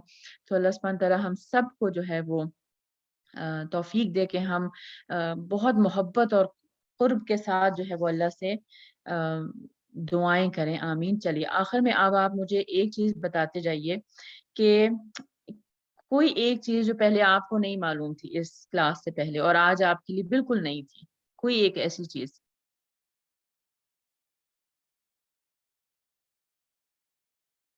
مجھے جو ہے وہ یہ پوائنٹ بہت پسند آیا تھا, سسٹر نے بھی اینڈ میں بات کی تھی کہ اللہ سبحانہ تعالیٰ کے خزانے جو ہیں وہ کھلے ہوئے ہیں. ہر کوئی چھپاتا ہے لیکن اللہ اپنے خزانے نہیں چھپاتا, اللہ تعالیٰ دیتا جاتا ہے دیتا جاتا ہے. تو کوئی ایک بات جو آپ کو بہت پسند آئی ہو وہ دوسروں کے ساتھ ضرور شیئر کریں. چلیں اگر آپ ابھی یہاں پہ نہیں بھی لکھ پا رہے تو انشاءاللہ تعالیٰ آج کا آپ ہوم ورک نوٹ کر لیجئے کہ آپ نے آج جو بھی سیکھا وہ دوسروں تک پہنچانا ہے, اور کسی ایک بندے کو ضرور اپنے ساتھ اس کلاس میں لے کر آنا ہے, کیونکہ یہ ایسی چیز ہے جو جس کے ہم سب محتاج ہیں. کوئی بھی ہم میں سے ایسا نہیں ہے جو کہ میرے پاس تو اتنا ہے مجھے اور نہیں چاہیے. ہم سب محتاج ہیں, ہم سب فقیر ہیں, ہم سب کو ضرورت ہے اللہ سبحانہ تعالیٰ کے ساتھ کی. تو اس لیے ضرور اس کورس میں کسی نہ کسی کو لے کر آئیں تاکہ آپ کے لیے بھی صدقہ جاریہ ہو, اور کیا پتا کہ آپ کے بلانے سے کسی کی کتنی بڑی مشکل حل ہو جائے. تو انشاءاللہ تعالیٰ اسی کے ساتھ اپنی کلاس کو مکمل کرتے ہیں, اور انشاءاللہ کل آپ سے ملاقات ہوگی. آپ لوگوں میں سے جو رجسٹر کر چکے ہیں انشاءاللہ تعالیٰ واٹس ایپ کے گروپ میں میسج کر دیا جائے گا, آپ کا کوئز آج ریڈی ہو جائے گا, تو آپ اس کو اٹیمپٹ کر لیجیے گا. ایوری ڈے لیسن کے بعد آسان سا ایک کوئز ہوگا انشاءاللہ تعالیٰ, تاکہ ہم دیکھ سکیں کہ ہم نے واقعی غور سے سنا تھا. اور انشاءاللہ تعالیٰ اگر کسی نے رجسٹر نہیں کیا تو انشاءاللہ تعالیٰ وہ ضرور رجسٹر کر لے. اس سے فائدہ یہ ہوتا ہے کہ انسان فوکسڈ رہتا ہے, ورنہ صرف اگر ہم سنا کے بس چلے جائیں تو پھر بہت ساری باتیں ایسی ہوتی ہیں جو اہم ہوتی ہیں اور ہمارے ذہن سے نکل جاتی ہیں. تو جب ہم دوبارہ ایک دفعہ کوئز کے بہانے اس کو گو تھرو کرتے ہیں نوٹس کو, تو پھر وہ چیز جو ہے وہ ہمارے ذہن میں پختہ ہو جاتی ہے. تو اپنا بہت سارا خیال رکھیے اور دعاؤں میں یاد رکھیے سب کو, اور خوب ڈھیر ساری دعائیں کریں. اللہ سبحانہ تعالیٰ یہ رمضان ہمارے لیے بہترین بنا دے اور ہمیں اپنی عبادت کرنے کی توفیق عطا فرمائے. جزاکم اللہ خیرا کثیرا. انشاءاللہ آپ سے کل ملاقات ہوتی ہے. ربنا تقبل منا انک انت السمیع العلیم وتب علینا انک انت التواب الرحیم. سبحانک اللہم وبحمدک اشہد ان لا الہ الا انت استغفرک واتوب الیک. السلام علیکم ورحمۃ اللہ وبرکاتہ.